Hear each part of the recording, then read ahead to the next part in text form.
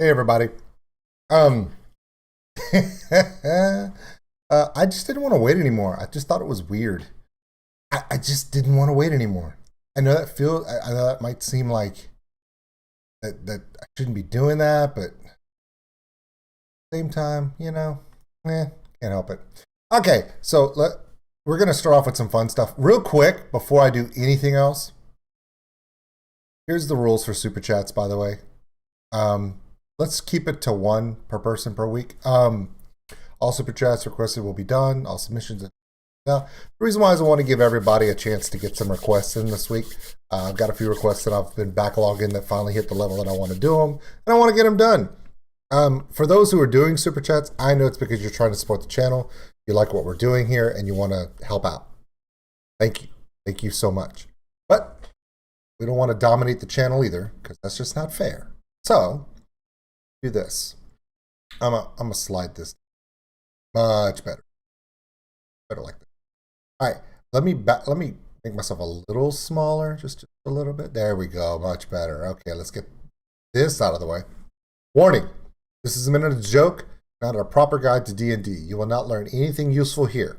Any jabs I throw at your favorite aspect or ways of playing D&D are merely comedic purposes only. Everyone plays differently, and there's nothing wrong with playing how you like to. Anyway, enjoy. You've never seen these. If you've never seen the crap guide to D&D, have a seat, watch them with me, prepare to laugh your ass off. It's too cold outside, what shadowy hints of my easy-to-miss social life is dying, and I also want to argue about how pop culture characters fit into alignment charts, so it's time to make like a bunch of famous voice actors and Dungeons & Dragons. Odds are plenty of you dorkbags have heard of the hobby, but have as little understanding about how it works as anyone over 60 has about being content with living as a single childless adult who doesn't care about where they live so long as it's a roof over their head and the neighbors don't shout out racial slurs. Unless it's at half-elves, the filthy, knife-eared mongrel mutts. So print out some character sheets, go shopping for some loaded dice, pack some expired snacks, call up all those friends you can only tolerate, and put on your favorite wizarding hat. It's time to do some motherfucking role-playing. Welcome to a crap guide to D&D.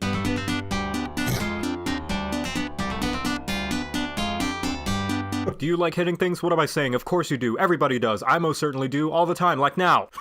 And hitting things is the best thing about D&D. You can hit literally anything you want. Better yet, you can hit it with a big fuck-off axe while flying into a bloodthirsty rage so potent you could be forgiven for mistaking it for some kind of super rabies. The Barbarian is the best class for hitting everything and everyone hard enough they explode into a huge puff of confetti or a shower of blood and organs. What's the difference? They're pretty much the same thing. You get a D12 for your hit die, one of the only times you'll ever use a D12. But it does mean you'll be soaking up hits better than my pillow soaks up tears after I take a look in the mirror for a few seconds. Start with just about every important combat proficiency and any weapon of your choice. And if you're taking recommendations, I highly suggest going for the dual-wield chainsaw shotgun laser earrings with detachable missile launchers and drink dispensers. Yes! Ooh, and they have built-in cup holders. Look at that. No tool proficiencies, but who cares? Nobody uses tools anyway. You pick them to add to your character for backstory purposes and then forget they exist because you only ever roll for skill checks anyway, you lazy, thoughtless gobblebright. Yes, I just made that up, and it's what you are, you stinky feigl bitch. In fact, who even needs armor? Your pure, unadulterated chutzpah will block enemy blows better than even the shiniest of chainmail bikinis. Better yet, you have spider sense, which assists in you avoiding traps, spells, obligatory social events, and laundry. And of course, the signature trait of the barbar is being able to enter a ferocious frenzy of force that foes will fear for all their fannies. During your rage, you may be easier to hit, but at the game that you are better at hitting everything else. And not just that, your muscles grow to the size of crag-faced garmoofis. That's a made-up word. I don't care that the things I'm using for analogies aren't real. Intelligence is a dump stat anyway. That's why mine is the number that comes after 3. And now you know how to play Barbarian. You're welcome.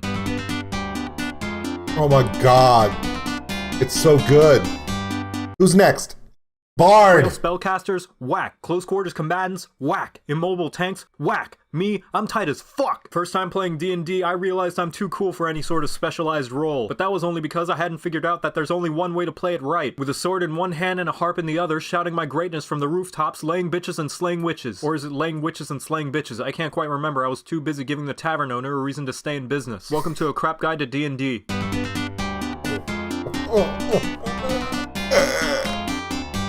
A jack of all trades, master of none is still better than someone who only has one gimmick and has to hide for the rest of the fight because they've run out of class features and spell slots. If the sword and shield were an RPG class, it would be the bard, one that's good at doing everything and doing everyone. You can cast spells, learn tons of skills, support allies, harm enemies, harm allies, support enemies, woo crowds, boo crowds, and most importantly, lay dragons. It's the most versatile class, and its various archetypes allow you to fill literally any role, so who even needs anything else? Need DPS? College of Swords. Need a tank? College of Valor. Want to make rogues useless? College of Whispers. Need to get good at the game? College of Sit Down, Shut Up, and Listen. Your most important feature, Bardic Inspiration, is like the little girl Wolverine version of the Big Daddy Logan, and is absolutely game-breaking. By being a radiant concentration of pure awesomeness, you can allow anyone else an additional die to roll and add to almost anything. Think that weak-ass wizard won't be able to make the con save against that poison attack? Inspired! The fighter needs to land the killing blow on an enemy with a high armor class? Inspired! Your wingman just told you about a hot piece of sliz that walked into a high-class tavern and that he needs you to hype him up to be able to talk his way in and maybe nab a few extras on the way out for you? You best bet your ass that homie's gonna be inspired! In fact, screw your wingman, you can do it yourself. Jack of all trades and expertise means whatever you're bad at, you're suddenly good at, and whatever you're good at, you're suddenly unbelievably amazing at. Nothing can stop you, well, maybe except a pretty face. By playing D&D, you automatically sign an unwritten contract that forces you to write your character to fall under the purest stereotype of whatever class you pick. Everybody knows you have to follow that contract or else Matt Mercer will sneak into your house and throw foam noodles at you from the corner of your living room.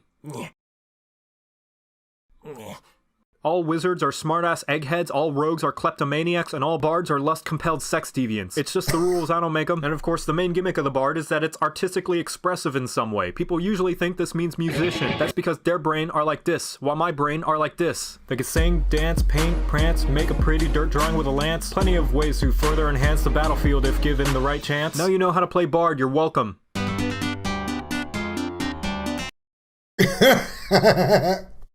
Before we go to the next one, because I'm pretty sure, who knows, it may even be Paladins, and we all know that's going to be a horrible one. Because if Eunice does Paladins, he's going to lose his mind. Okay, welcome in, everyone. My name is Old School Nerd. Yes, we're starting early because we can. Just want to go over a couple rules today, just in case you weren't paying attention earlier. We have changed the request rules. Again, one request for you kinky bastards a week. This is the only reason why I say that. A lot of you are requesting on the super chat because you want to support the channel, you want to help me and my kids, and we appreciate you so much. Go ahead. Please, by all means, love that. However, we need to also allow other people to get a shot. So there we go. Berserker King. Hey, by the way, love that new review you did. If you guys are not watching Berserker King's reviews, you need to check them out because, dude... Okay, quick question before I press play. Berserker, when you do your reactions and your reviews of movies, question, are you deadpan like that on purpose, or is that just, that's it? You're dead inside. It's got to be one or the other. Whatever it is, it's hilarious. I'm just saying. You know what I love? Sitting here, doing stuff, talking amongst ourselves. Y'all aren't paying attention.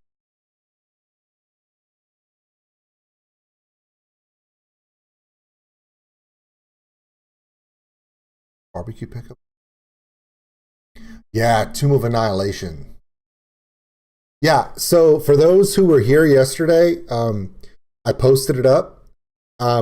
The family D&D will be run, and it will be posted. It will not run live because we have kids. I've just been tired. Okay, so what I'm saying... Thank you very much. Robert! Goat by Polyphia Office Goat music video. By It's a groovy Polyphia prog metal music, / hip hop official music vibe video. band. It's a Fantastic groovy prog metal hip musicians. hop vibe band. Holy crap. Hey, Robert. Thank you, buddy. Usually your one is enough to get me through either a Wednesday or Thursday, sometimes both. Let's be honest. Hey, Robert, the last one you did still has me and Chelsea going, can't believe he asked you to do that. I know. One. I had to sneeze, and I have a really big nose, so it can hurt people. I don't want to hurt people. I mean, not anymore.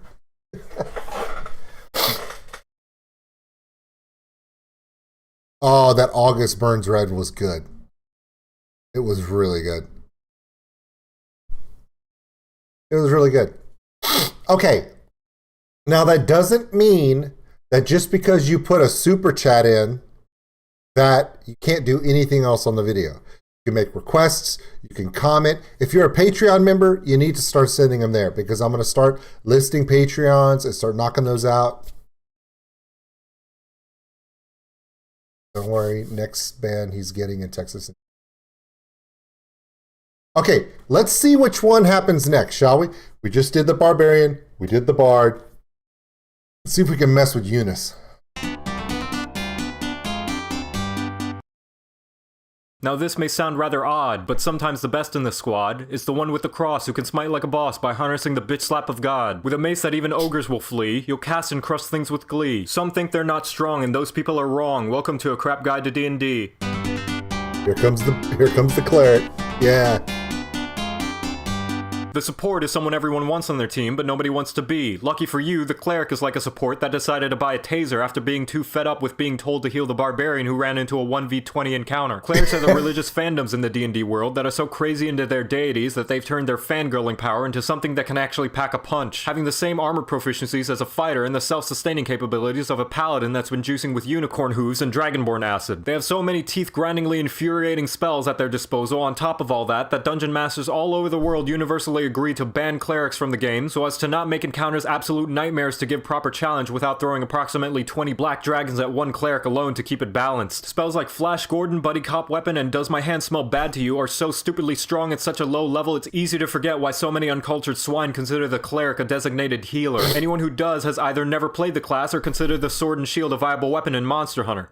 Wait, unlike most other classes, you pick your archetype at first level, and you have oodles, canoodles, and toaster strudels to choose from. Wow. To summarize, you have Heel Bitch, Nerd, Sunburn, and My Axe, Nobody Dies, Nobody Cares, and a couple of more that I'm too lazy to mention. Seriously, with how versatile and independently strong you can build a cleric, you can make up an entire party full of purely priests, call it the Amen, and bust down Tiamat's door demanding her lunch money. And she would just build her own toilet to give herself swirlies so she wouldn't have to endure the kind of bullying you're about to give her. Channel Divinity gives you special limited use effects depending on your domain, and can be as dumb as Turn Undead, where the power of the gods can make a zombie run away from you like it's regained its ability to smell and realizes you've been sleeping with your Jesus blanket that you haven't washed in months. Or as useful as Guiding Strike, where you can choose to add 10 billion points to your attack roll so you'll be able to swat one fly with another fly's deuce being whipped around on a string like a yo-yo strung around your pinky toe while blindfolded. The only downside is that you get a pitiful amount of uses, like a gym 2 weeks after New Year's. And finally, the most notable trait of the cleric is Divine Intervention, where if you are a good boy or girl all year praying happy thoughts and burning that dank holy kush, if you wish upon a star, the clouds in the heavens will part and the literal gods will stop playing their game of Jenga to fix whatever dumb problems you and your party have gotten into, and then avoid you for 7 days debating whether or not to write you a holy restraining order after seeing you pissed your pants fangirling over your religious senpai noticing you. And now you know how to play cleric. Amen.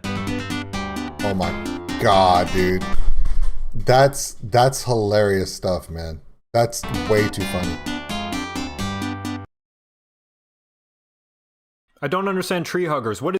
Okay, we're not gonna do tree huggers just yet. I know. Okay. Yeah, okay, so Chelsea's going to get barbecue. Oh, Christopher! Thank you very much. Always great to see the live streams, one for the week. I recommended the original version previously, but I really like the acoustic version as well. Ad infinitum by Marching on Versailles. Acoustic. Dude, you're speaking my language with the acoustic love. Thank you, Christopher King. You're the man. Alright, what's going on, Elwood? Chelsea's dog is barking. Doesn't matter. So anyway, speaking of Chelsea, she has to leave right now because she's going to Dwight's, okay? For those who do not know what this is, all you have to do is go on Google. In fact, I'll do it with us right now because I can. Okay, we're going to go Dwight's Barbecue, Lafayette, Louisiana. Watch this stuff, okay? Let's see here. Here's the Dwight's. Oh, okay. Okay, so Dwight's has been doing crawfish forever.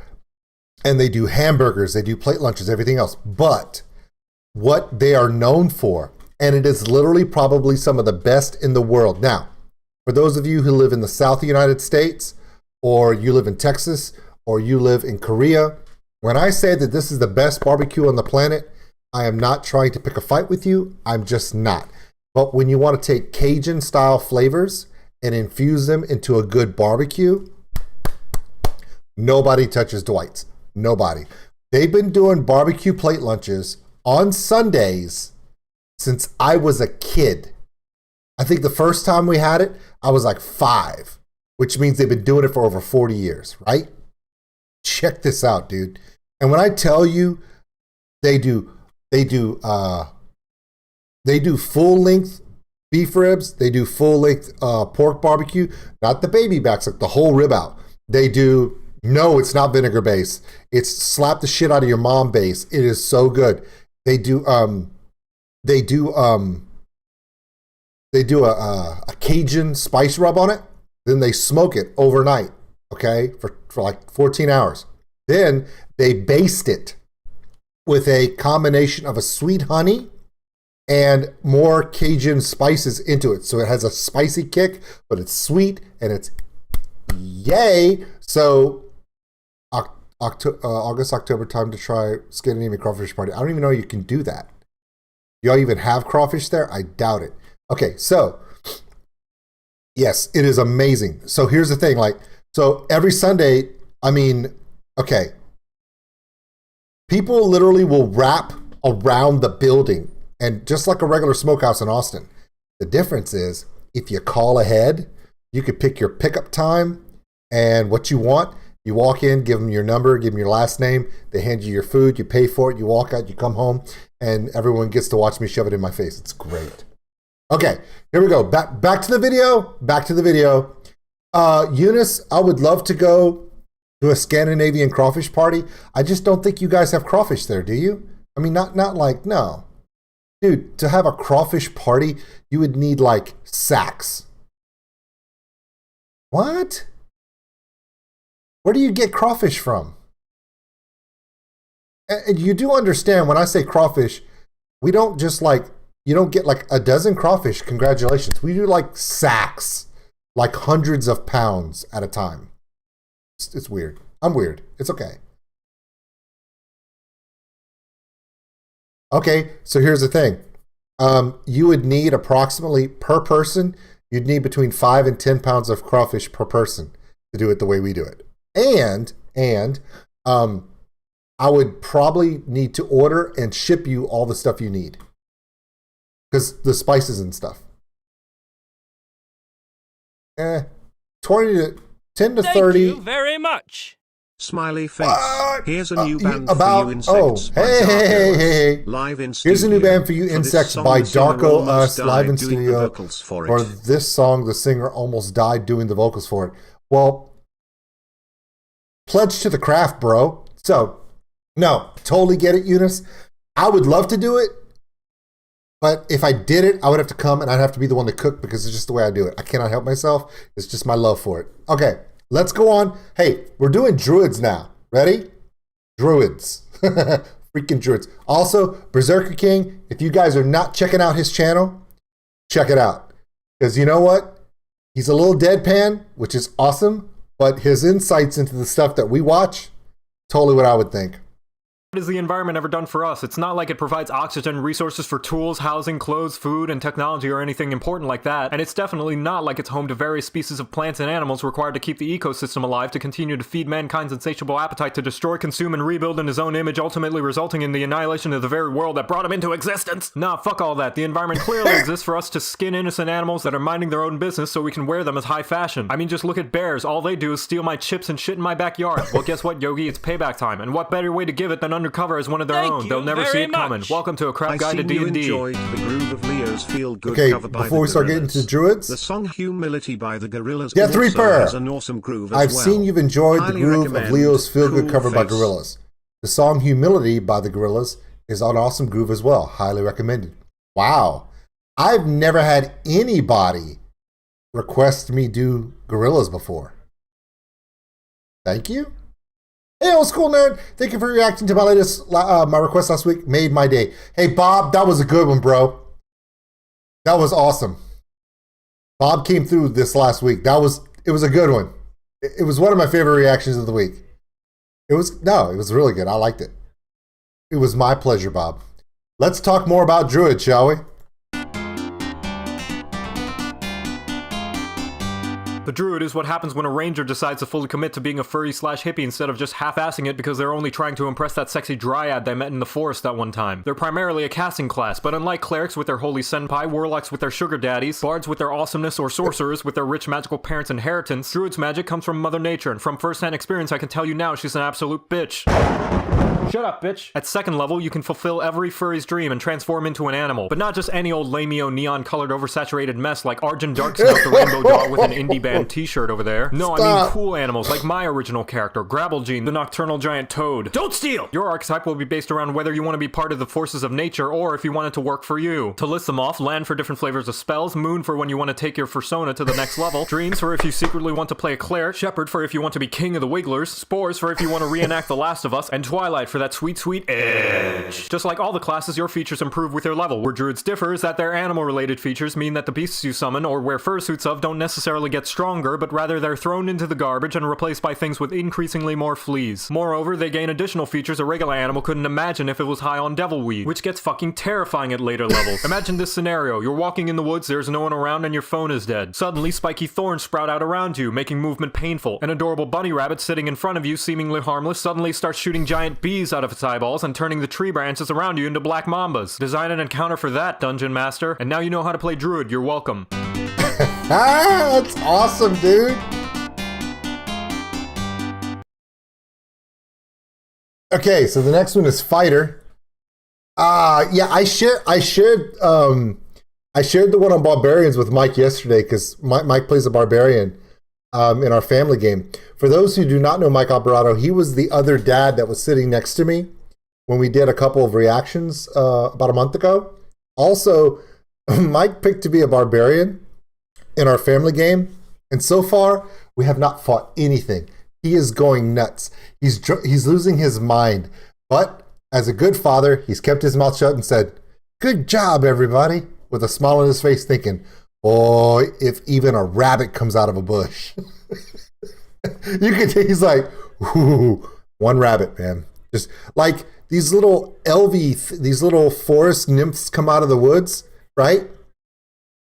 So, yeah, one per person, please. No more than one. That's the new rules. We're trying to give everyone a chance now. Brock. So, so these little, for those who did not see the family D&D stream, I'm not saying you have to watch the whole thing, but if you go into the description, there's a list of chapters. Okay, you can skip all the boring stuff, go to the funny stuff, and there are some funny ones. So we go into this jungle, right? And these little jungle nymphs come out. First thing Mike thinks of, make a gravy. Let's eat them. Let's kill them, whatever. And then my daughter, the bard, plays a little song, and they give her a magic +1 chicken boomerang. So yeah, that's what happens when you don't eat the other stuff. Speaking of which, let's go to Fighters. Fighter man, overall he is fairly bland. Hit some stuff, hit some more. Outside combat it's quite a bore. Look out, he is a fighter man. Yeah. Gee, I wonder what it does. It's a goddamn mystery. Who knows? I'll say it because nobody else will. If you pick fighter, odds are you're also likely to pick human because you're basic like that. And that's not just me saying that, it's science. Human fighters pop out of the woodwork like rabbits on Viagra because people are incapable of choosing something unique even when they're given options like playing as a kobold paladin who prays to asteroids just before they crush an unfortunate man's cabbage cart. Just look at me, for example, artistic phenomenon and originator of the satirical talk fast genre of videos. What do you mean I'm not the first one to come up with the idea? I don't need these lies coming out of you. Everything I make is completely original and everybody knows it. Come on, Master Chief, let's get the fuck out of here. Fighters are the purest essence of the combat side of D&D, all about hitting things hard and fast, getting into the thick of the fight, and hey, you get out of here, we're not talking about you. They're all focused around rolling more dice than a Limp Bizkit song, as well as being straight up easy baby mode because you get to start using any weapon you want, heavy armor, some ranged options, a free cheesecake, and a complimentary belly rub just for picking the class. Seriously, everything about it is geared towards being so noob-friendly, even a Monster Hunter longsword player will be laughing at you. If you feel so inclined during combat, you can heal yourself, attack twice, and take a second second action to attack twice again all in the same turn. And that's at 5th level. Not to mention you getting more ability score increases than any other class means that if you go a turn without hitting at least something, then you must have made some kind of D&D sin that angered Gary Gygax, like getting weighted dice or putting milk in before your cereal. Fighter flavors allow you to pick how you want to be hitting the bad guys, like being a magic bitch that can actually take a hit, or ride a bitch while you cut down a fool, or go all out sensei mode and just decide you want advantage for every attack this turn, so you're going to absolutely destroy a bitch. But odds are, knowing most fighters out there, champion is the best bet because it's basic. Yo, we heard you like fighter, so we put more fighter in your fighter. Just be sure to make your character a rough and grizzle-faced middle-aged straight white man with a two-handed sword and a mysterious and/or tragic and/or vengeful backstory just to fit the bill. Don't want to get too creative now, do we? And now you know how to play fighter, you're welcome. Hammer, bow, sword, and shield. There's no limit what you can wield. Plenty fights you have fought. Demon Lord's just another thought. This class, great for a newbie's first time. Plenty of damage to chime. Here comes the fighter man. Wow. Okay, so now we're gonna go. Hey, Socrates. So yeah. Okay. I don't know, dude. I don't know. You know what? We are gonna play some Jackbox Party in a little bit. I just want to get through these, but I know because it's really early in the morning for you. It's like what, 8 o'clock in the morning right now? 8:30 or something? Almost 9. So.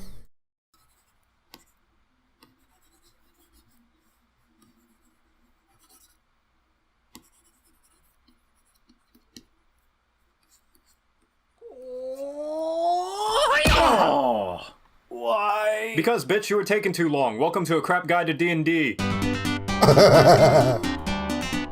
Nice. Fighting is like a science and can be used for either side of the moral spectrum. It can be used for evil, like punctuating arguments, expressing a salty loss, and beating up nerds, or it can be used for good, like self-defense, artistic expression, and beating up nerds. And monks are those who have trained heavily in the nerd beating up science of mixed martial arts, foregoing any sort of traditional filthy weapon proficiencies and instead opting for wanting to punch, bam, boom, slam, kick, punch stuff. You start with no armor because, like a barbarian, you have the ability to deflect and dodge attacks with the power of your unconstrained birthday suit. But unlike barbarian, you don't have to rely on the pathetic material world to explodify. Unless you're fighting a broom, then you're fucked.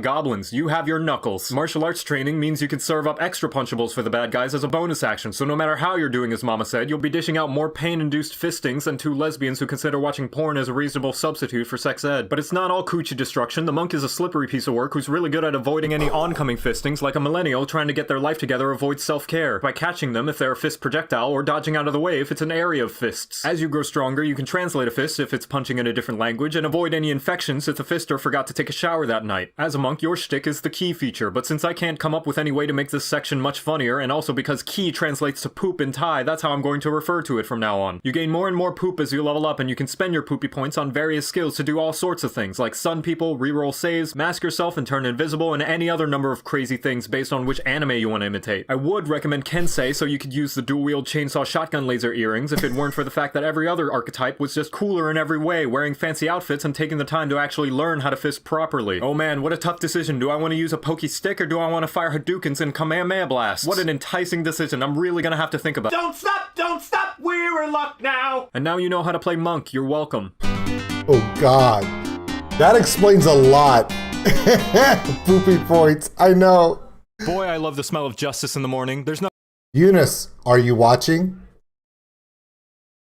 Eunice, please come to the front office. Eunice, please come to the front office. It's your turn, you door-kicking bastard.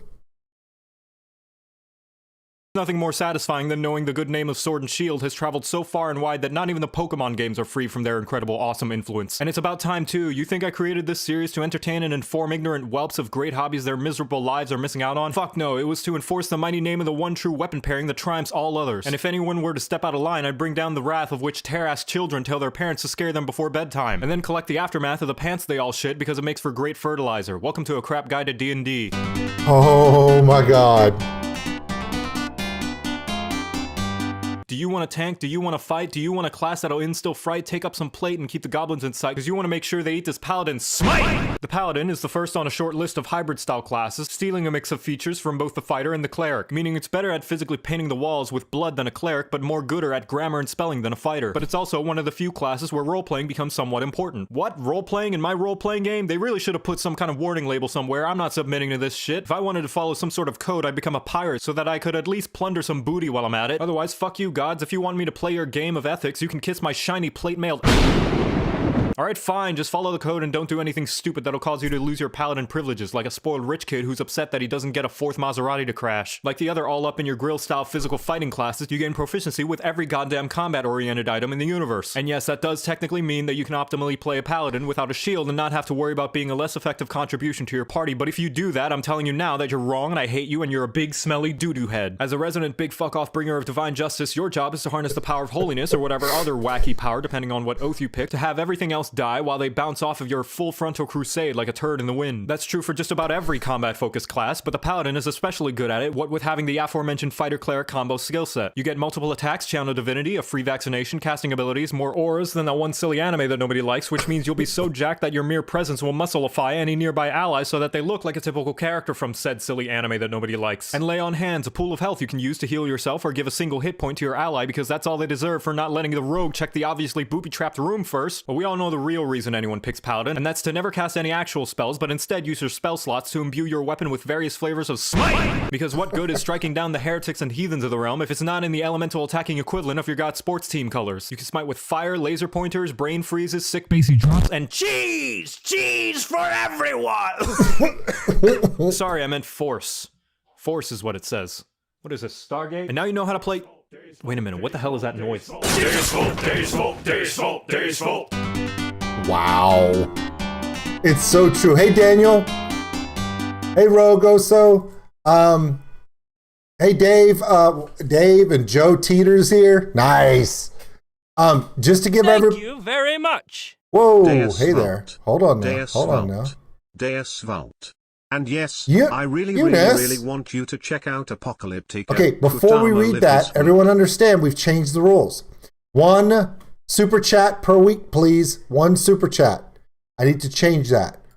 Not request. You can request all you want. You can request in chat, in video comments. You can request in I need to change that, don't I? Let me change that.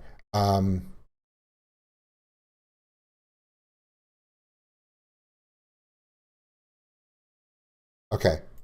There we go. 1 super chat max per person per week. And the reason why I'm doing that is to give everyone a chance. Okay? Those of you who do super chats do it usually for one simple reason. You just want to support the channel. And I appreciate it so much, and it helps us out so much. It helps with my kids' medical bills, the counseling, all that stuff for her little brain thing.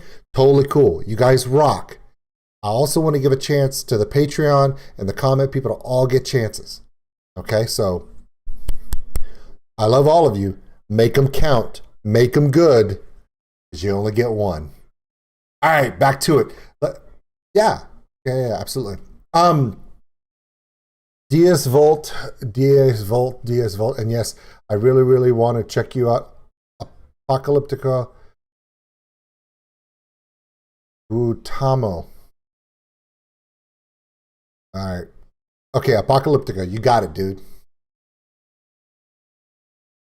Ah, damn it, Rangers. Actually, we already did clerics, and I really like the cleric I have in the family game. The difference is the cleric hasn't done anything because all we've done is picked up a magical chicken boomerang, and yeah. Magnet! Brock is the man. Here's my one for this week. It's Thank community you very follow-up. much. Here Let's is my Reenact one for Envoy this by week, and Cold it is for a Rain. community follow-up. I hope this will win Let's you over. react to Envy by Okay, because Cold remember, Rain. I liked I hope Cold this will Rain. win you Thank you, dude. over. I liked Love Cold you and Rain, the but I didn't community love so Cold much. Rain. Remember? All right, bring it up there yet. I haven't watched the full reaction to Fate Gear yet. Honestly, honesty is what makes you great. Yeah, you need to watch that one before you say that again. Just play a fighter with a bow, it's way better. Yes, it is. Alright, fine, I'll talk about the class. Ranger is the other of the bisexual style of classes, where it likes fighter, but it also likes druid and flips between the two depending on which one looks cuter at the moment. Hell, it even steals a few things from rogue because it's so indecisive. And despite the name ranger, you're not actually restricted to use any sort of ranged weapon in order to be effective. As far as combat goes, you get the usual fighter but not really fighter set of features. Fighting style, all weapons, extra attack, spell casting, D10 hit die, hey Macarena. From rogues, it steals the ability to channel your inner chameleon and blend into the environment. Except instead of hiding in the shadows and watching where you step, it's more like putting on makeup, so you need to take some time, have a good look in the mirror, maybe look up some tutorials while you're at it, then start over when you realize you were using the wrong shade of foundation. From druid, it steals some of that being one with nature flavor it's got going on, and a whole lot of spells, but not without a few exclusive spells of its own, like having a target explode a bunch of thorns when hit with a ranged attack, plant arrows in the ground and turn them into proximity-based fireworks, except the gunpowder is magic and the lights are bits of enemy brains, and single-handedly the objectively best ranger spell, Swift Quiver. Not for the unlimited ammo, that's dumb, nobody keeps track of their arrows anyway, but because it turns your ranged weapon into a rapid-fire machine gun. But Joseph, you said you don't need to use a ranged weapon to be effective as a ranger. Those all sound like ranged weapon exclusive spells. That may be true, however.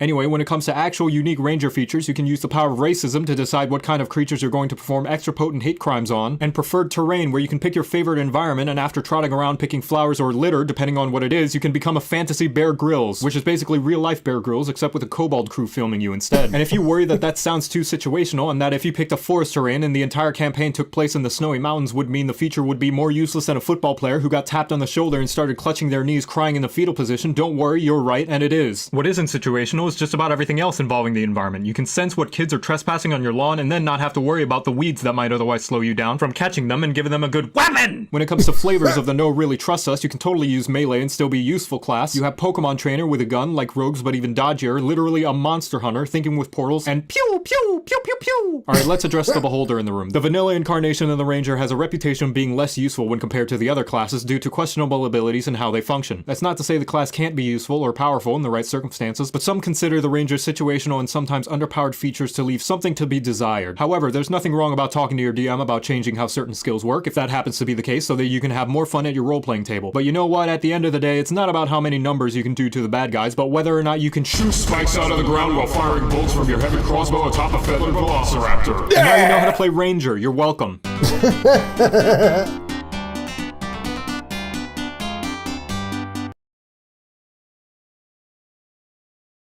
Yeah.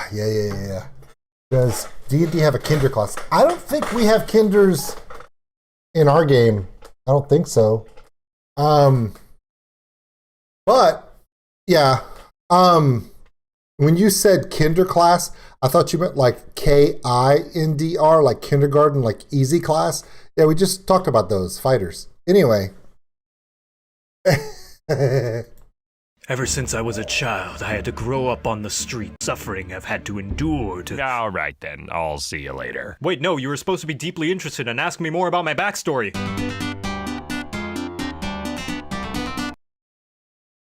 Whoa. We got dumped for a second. Hold on, guys. Wow.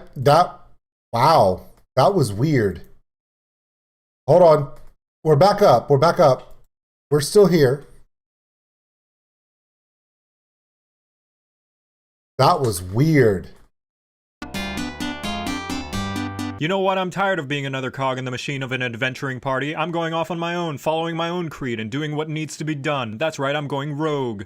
Do you get it? Rogues are the sneaky, stabby, skilly-willy utility monkeys of the Forgotten Realms, and the best pick if you're a backseat gamer since it lets you interrupt someone trying their best because they weren't doing it right. However, if you want to Mary Sue it up even more than you already are, you also get expertise so that you can upgrade those proficiencies to anime protagonist levels of ridiculous. Now I know what you're thinking, this sounds a lot like Bard, and while that's partly true, the difference is rogues aren't automatically assumed to be the comic relief. Instead, they're deep, dark, and brooding, 9 to 5, Monday through Friday, holidays excluded because who could be grumpy on Christmas? The other main difference is their unique combat feature, the sneak attack, and because the names in D&D are always inaccurate, you don't actually have to be low to the ground and covered in shit to deal the sneak attack bonus damage, but rather anytime the enemy's just not feeling up to it today and just wants to get it over with. This means if the enemy's being flanked, or if they're laying prone on the ground, or they just bragged about how high their IQ is, you know, things that would make them really easy to stab. You are, incidentally, not very easy to stab since you have a whopping 4 goddamn features dedicated to make you more difficult to pin down than figuring out if that teasing banter you had with your friend actually hurt their feelings or not. You can dodge when it's your turn, dodge when it's not your turn, dodge a giant ball of fire, and even dodge having to pay the bill on a first date. When especially especially unique trait of the rogue is their exclusive language, Thieves Can't. Thieves Can't what? I don't have the slightest clue, because it allows you to say a whole bunch of jargon that somehow translates into a completely different sentence. Timmy's having tea with the local blacksmith actually means let's go to the temple and steal some of the cleric's donations. Speaking of stealing, the thief archetype means you're especially fast at doing thiefy things, like picking locks, chugging potions, and hardcore parkour. Assassin makes your stabs extra stabby, and you can stab while disguising yourself as a child you saw who you can point to later and say they did it. Arcane Trickster basically turns you into a bard, except less talented or attractive, and allows you to hocus pocus somebody's wallet from 3 miles away. Mastermind is straight up Sherlock Holmes, complete with the assholery and catchy theme music. Swashbuckler won't stop bugging people to 1v1 them, and Scout, which is yet another better alternative to Ranger. Your job is to make sure everybody knows how much better you are at doing everything, because when the going gets tough, you know the party's going to turn to you one day and ask you to please pick the lock on the door to the king's castle because the bard accidentally kicked the guard in the genitals trying to seduce them. And you'll gladly show them all the skills you've learned from Growing up in such a harsh and unforgiving environment that was once your home,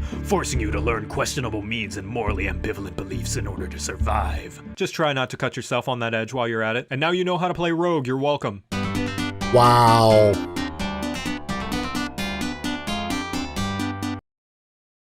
Oh, Magic is dumb and sorcerers. stupid and makes no sense, and my brain hurts the more I try to figure out how it works. Except when bards use it, because bards are cool and mages are lame with their colorful flowy robes and giant obnoxiously fashionable hats. No, I'm not jealous, shut up! At the very least though, most of them work hard for their magical abilities, some of them cultivating it through skill and experience, others answering to a higher power, some having a codependent relationship with the arcane, and some lucky enough to have their parents bang a mystical creature and receive a small genetic loan of 1,000,000 mana. Welcome to a crap guide to D&D.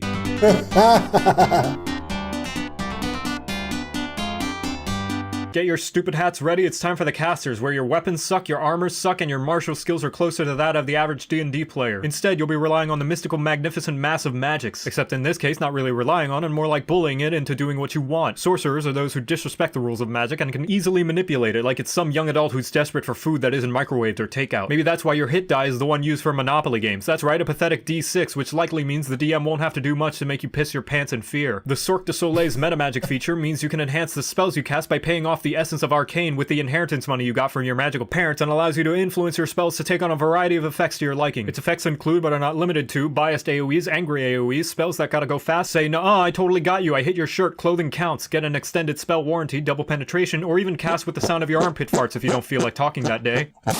And you can do all that and more by using your sorcery points, which has got to be the 2 most absolutely nerdiest words you could ever put together in a single phrase. It's also a weirdly effective safe word because it allows your magical BDSM to stop so your spell slots can catch their breath and recover. With archetypes, you have squishy clerics, zippy zappy, casty blasty, watch for the lightning, it gets nasty. Darkness, darkness, darkness. Scaly in denial, and the only one that really matters, the Wheel of Wild Magic! Where you and whatever other lucky souls nearby get to experience the high-octane thrills of randomness. No, wait Your till after pathetic this, magic Brock. missile just won't cut it. Don't worry, with the right kind of luck, it could suddenly open up a one-way portal to the Fire Plains. Who knows what crazy, helpful, and/or harmful effects could happen due to your gambling addiction? Let's spin that wheel and see how wild we can get.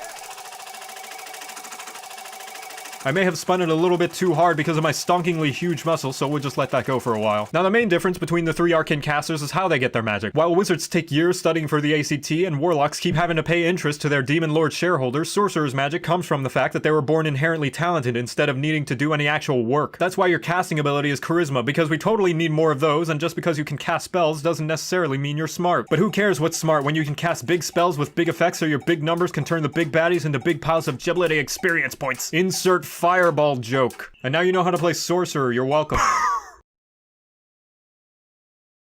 Well, shit. Alright. Okay, Brock. Go ahead. Share with all of us, your idea on Friday that could be fun, but old school might hate it. Anyone want to hear it? This would be a one-time thing. If I hate it, it will definitely be a one-time thing. Please share. We're just going to wait for you.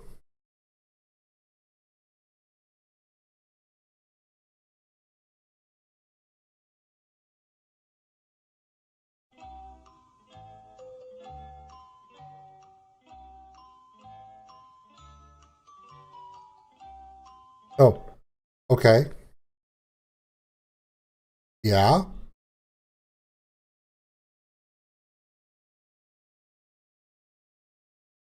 Okay. What is Brock digging at? That's what I want to know.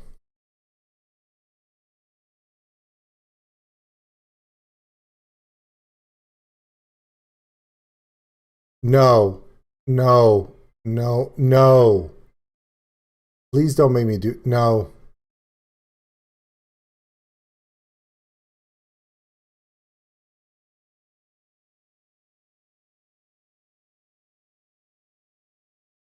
Okay, diggy hole. No, what? No. Mm-mm. Mm-mm.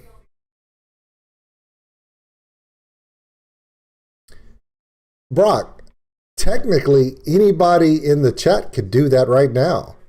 Everyone gets one super chat.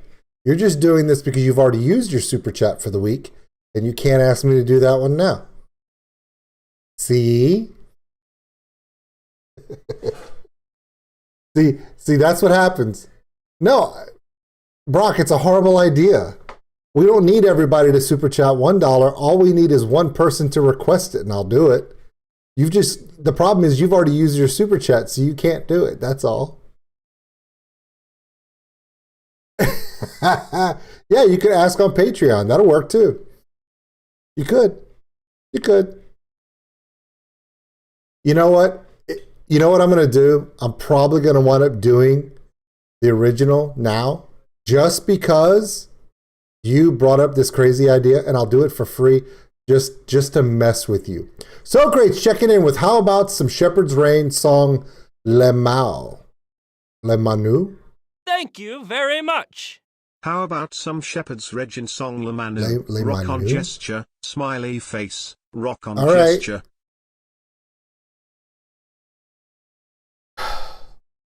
Warlocks. Hey you sitting there with your saggy butt cheeks and emotionless expression. I know what you're thinking. Boy, I wish I could cast spells, but all I got is an expendable firstborn child and a willingness to work under a questionably immoral arcane master till the end of time. Well, that's just the exact sort of motivation we like for our employees at EDB Incorporated. And if you sign up with us, we'll be sure you're treated in a way that you deserve for assisting in furthering our goals to bring about the ruin of the entire multiverse. All I need you to do is sign here and agree to give us eternal servitude of your mortal soul. But on the bright side, we have dental. Welcome to A Crap Guide to D&D.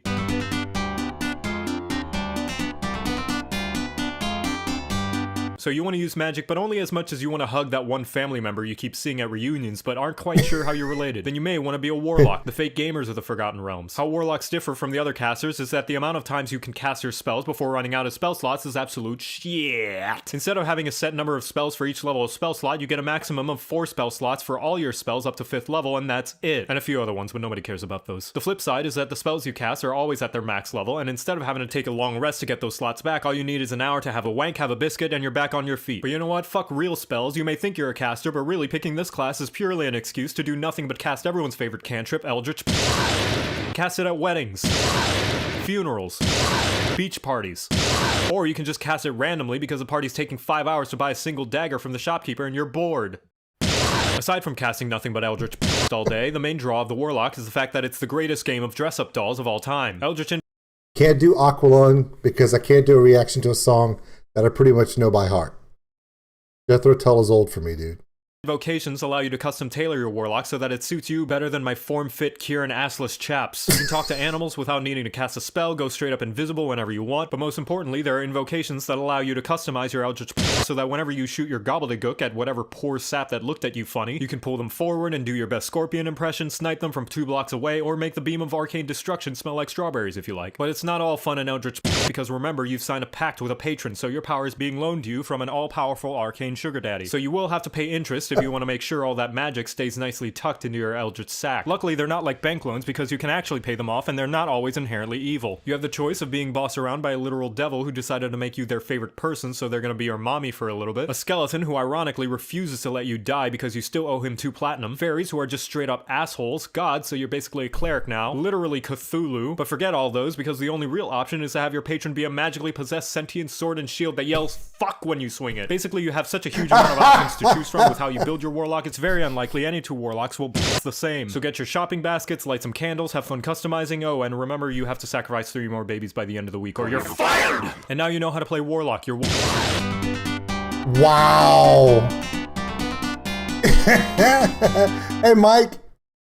Impressive, you know? I mean, I've never had a student score 0 in everything before. What do you mean? I chose exactly the perfect spell for every situation. Well, you answered Fireball for every question. What's your point, person within fireball distance? What I mean is you can't expect a big damaging area of effect spell to be the answer for everything. Maybe try some different spells, maybe minor illusion to trick the enemy. You can find a fae or a fiend to serve as your familiar, or even prestidigitation. It has a surprising amount of uses, even though it costs nothing. I'm about to prestidigitate all over your desk if you keep suggesting lame-o spells. What I'm saying is you should expand your horizons. A wizard is the apex of the arcane, the ultimate utility caster, and one of these days you're gonna find yourself in an encounter where Fireball isn't gonna... Where'd you go? What the fuck? Welcome to a crap guide to D&D!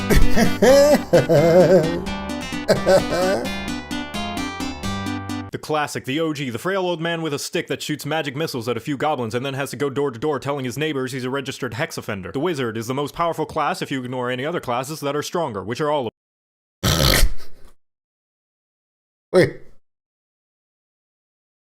Wait. Okay. Bones from Final Fantasy 1, by the way, but I just want to, this is funny enough to do this again. Classic, the OG, the frail old man with a stick that shoots magic missiles at a few goblins and then has to go door to door telling his neighbors he's a registered hex offender. The wizard is the most powerful class if you ignore any other classes that are stronger, which are all of them, because this thing is more fragile than a single layered sheet of toilet paper that's been soaking in the soggy crack of a bridge troll's ass cheeks. This class is the sorcerer's lamer, more studious, dorky neighbor who does all the hard work for none of the recognition. You get saving throws and intelligence and wisdom instead of constitution and charisma, so sure, you'll be able to ace that pop quiz and not have to worry about being distracted, but you won't be able to hold your liquor or score any hot dates at Chad Firebolt's party in the golden mansion his chromatic dragon dad bought him. If you're looking for the silver lining, the wizard is definitely the heaviest case of be careful who you call ugly in magic school. The wizard's spell list is thicker than the Storm King's thunder thighs. You gain spell slots like a shower drain gets hair, and during a short rest you can even choose a small amount of spell slots to recover depending on your level. Best of all, at higher levels you even get the ability to cast your favorite low-level spells as many times as you like. But who are we kidding? You're likely going to be dead before you reach that high, either killed by your own fireballs or killed by all your pissed off allies who were caught in your own fireballs. Hold your horses there, Mr. I actually believe wizard memes are as funny in the game as they are on social media. All your spells are tied to your spellbook because wizards have short-term memory loss, and unless it's a cantrip, you can only cast a spell if you have a 3-step tutorial with pictures to color. But the work doesn't just stop there. The stronger spells at higher levels are gonna need expensive magical components to cast them if you don't want to embarrass yourself with arcanal dysfunction and suddenly your finger of death feels more like a finger of mild discomfort. People say wizards are the utility casters because of the massive amount of spells at their disposal, many of which are apparently great for a wide range of situations. I'm here to smartly inform you that those people are stupid. Use Fireball and only Fireball. Nothing but Fireball. Just Fireball. Just Fireball. Just Fireball. Because they are the nerds of D&D, wizards have an unhealthy amount of knowledge of all of the different schools of magic, so instead of having their archetypes based around a certain theme, they get one for each of the aforementioned schools of magic, which is too damn many to go over, and frankly, I don't have the time or gummy bears to last a whole lecture. Instead, I'm going to quickly summarize each school of magic, and also war magic, cause fuck you, and I'm gonna do it all in song! Evocation elements to burn or shock or freeze your friends. Necromancy spares the dying, or you could just resurrect them. Abjuration keeps you safe and almost makes your armor fair. Divination helps you sense, detect, commune, and talk to bears. Conjuration, portals and make stuff for free. Transmutation, turn things into other things. With enchantment, buff the buff or in between. And delusion, visual tricks to prank the brain with fear and silence. Blur and go invisible, pretend you're someone else's dad. Disguise mislead, take on their life. War magic is like tank mage, getting lots of defense, flexing as you cast. And now you know how to play wizard. You're welcome. Oh my god. That was a lot. Oh. Let's see. A wise man once said magic is dumb and stupid and makes no sense, and I trust that man. He wields a sword and a shield, so why use magic when you can use big brain energy and the power of science? And I know how much nerds love science, so much that they won't shut up about it and one day start making weird advances towards their Texas Instrument. Listen, we all have our urges, but seriously, get a server room. Welcome to a crap guide to D&D.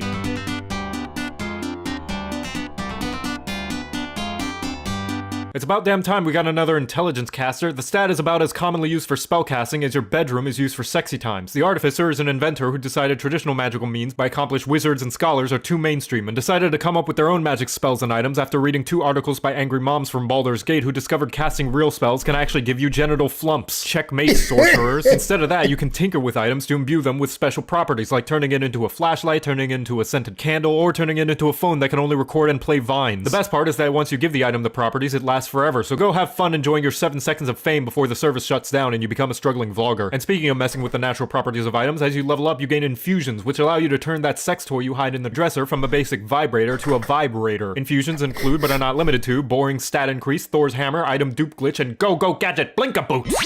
This is all due to your massive IQ rating of 20 billion, which is so high you can add your intelligence modifier to any of you or your ally party members' dice rolls and become the ultimate backseat gamer telling them about the bad guy's weak spots because there's no way their simple minds could have figured it out on their own. And if that doesn't work out, you can use one of the 50 magical items you've made yourself and refuse to part with like someone on an episode of Hoarders, or pull a fast one and throw the magical vibrator that you secretly stored a charge of fireball in. Being the new class that it is, the Artificer only has 3 subclasses so far, and no, I'm not going to cover the new ones that come out. Stop asking, I just want to go on vacation with my sword and shield already. The Alchemist is like a drunk doctor and gains a few healing spells, can buff allies with the power of drinking and gambling, and can help you grow closer bonds with your pets. If you want a big fuck-off gun, the Artillerist can create an Eldritch Cannon that can either fire 3 different kinds of artillery, or just sit there contributing nothing while you marvel at your amazing craftsmanship, because keeping track of more than one thing on the board is hard, isn't that right, Dungeon Master? And lastly, the Battlesmith, where you decide to stop being a puss baby and join the fight with a mystery-solving robo-dog sidekick.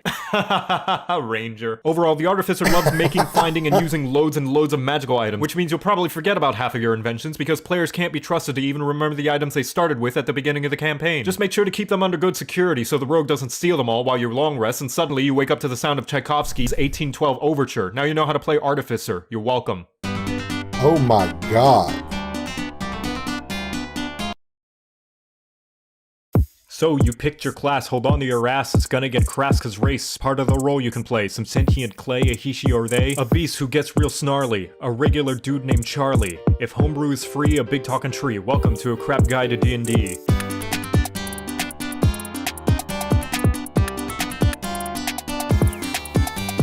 Arakakra, big fucking bird, you got some wings so you can fly, and if non-weapon melee's preferred, they get sharp talons to bit scratch a guy. Or maybe you're more of an Aasimar, still avian, if you lower the bar, angelic people with radiant energy or darkness if you flap your wings edgily. Bugbears aren't actually bears at all, more like beastly orcs and just as tall, but oddly sneaky and your arms are long, so you're really freaking good at playing basketball. But if going full beast is a little too far, you could always do half and decide to be a centaur, charging the enemies so they can readily get steadily back up while you stomping them deadly. For Sneaky Bunch, changeling's cool, you make a disguise kit a worthless tool, you can change your face to whatever race, there's nearly no limit who you can fool. Dragonborn, no not the Skyrim kind, are likely the kid of a bard that'll find dragons really hot, so now you shoot acid, or whatever other color your parents preferred acid. The typical dwarf with a beautiful beard, you work with your hands and are physically sturdy. You seem informed about rocks, which is weird, try not to obsess or the sesh will get wordy. Elves are pompous pricks, a dozen flavors to match and mix, they live a long time, don't sleep instead trance, and are hard to be charmed, so bards keep it in your pants. Pick a fearbulk, a chill-ass cow, most of which have druidic vow, and don't ask how, but they can turn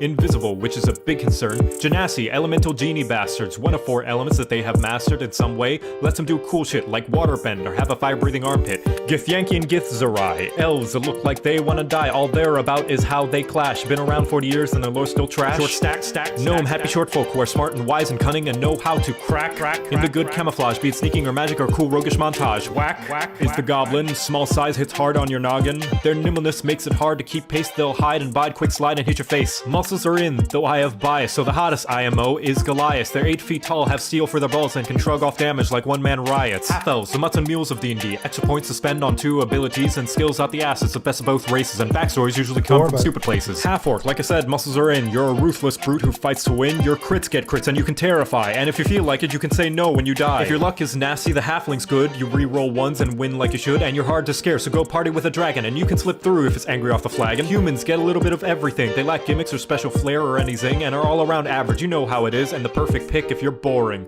Races, all the races, races, all the races. There's plenty to choose from, too many, so come witness the list of this guide to all of the races.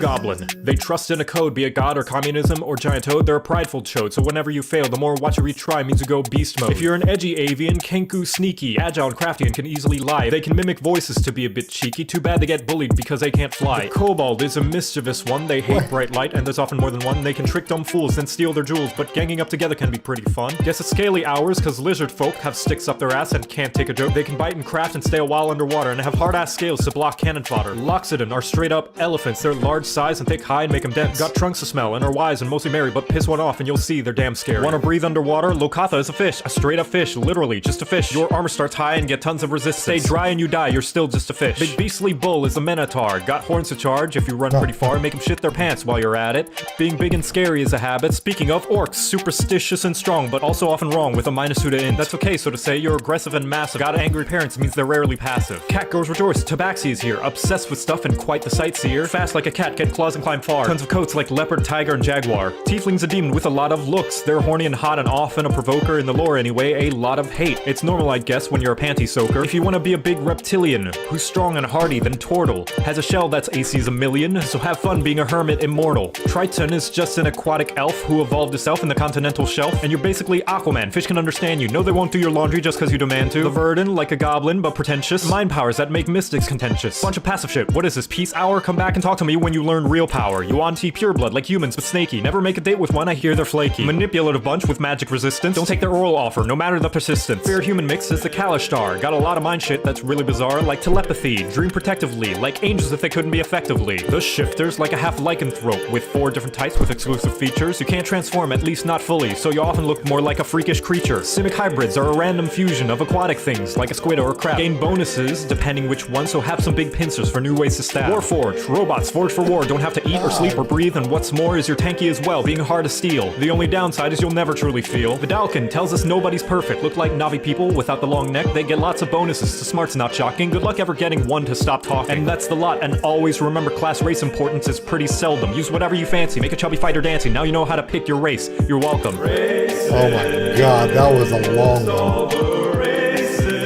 Hey Thomas. Hey So Great. Hey Andre.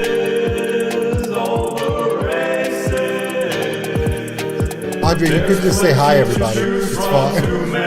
So come witness the list of this guide to all of the races. What's wrong, you pathetic, sad, procrastinating dungeon master? Can't come up with a worthwhile and interesting combat encounter and you only have half an hour before the session because you spent the last week fascinating. Hey, is Gummy here? I really hope Gummy's not here. Thank you very much. Hey, prisoner, thank you so much. Warkings, huh? Another Warkings? Nice. All right. Okay. Uh-oh. Is Gummy here? Oh, shit. Okay. Here we go. What's wrong, you pathetic, sad, procrastinating dungeon master? Can't come up with a worthwhile and interesting combat encounter and you only have half an hour before the session because you spent the last week fascinating about a totally different campaign you wish to run one day but ultimately know you never will because you're in a constant state of prep work and insecurity? That's okay, everybody knows no matter how basic the combat is, it's going to take forever anyway thanks to any spellcasters and people on their phones, and is mostly just a chance for the DM to stall for time while they figure out the next story beats. That and an excuse to show off whatever art of the thing the players are fighting that the DM paid $3 grand in commissions or miniatures to make for them, or you could just grab whatever the nearest thing on your shelf is and say, fuck it, we're fighting this little bastard today. Welcome to a crap guide to D&D.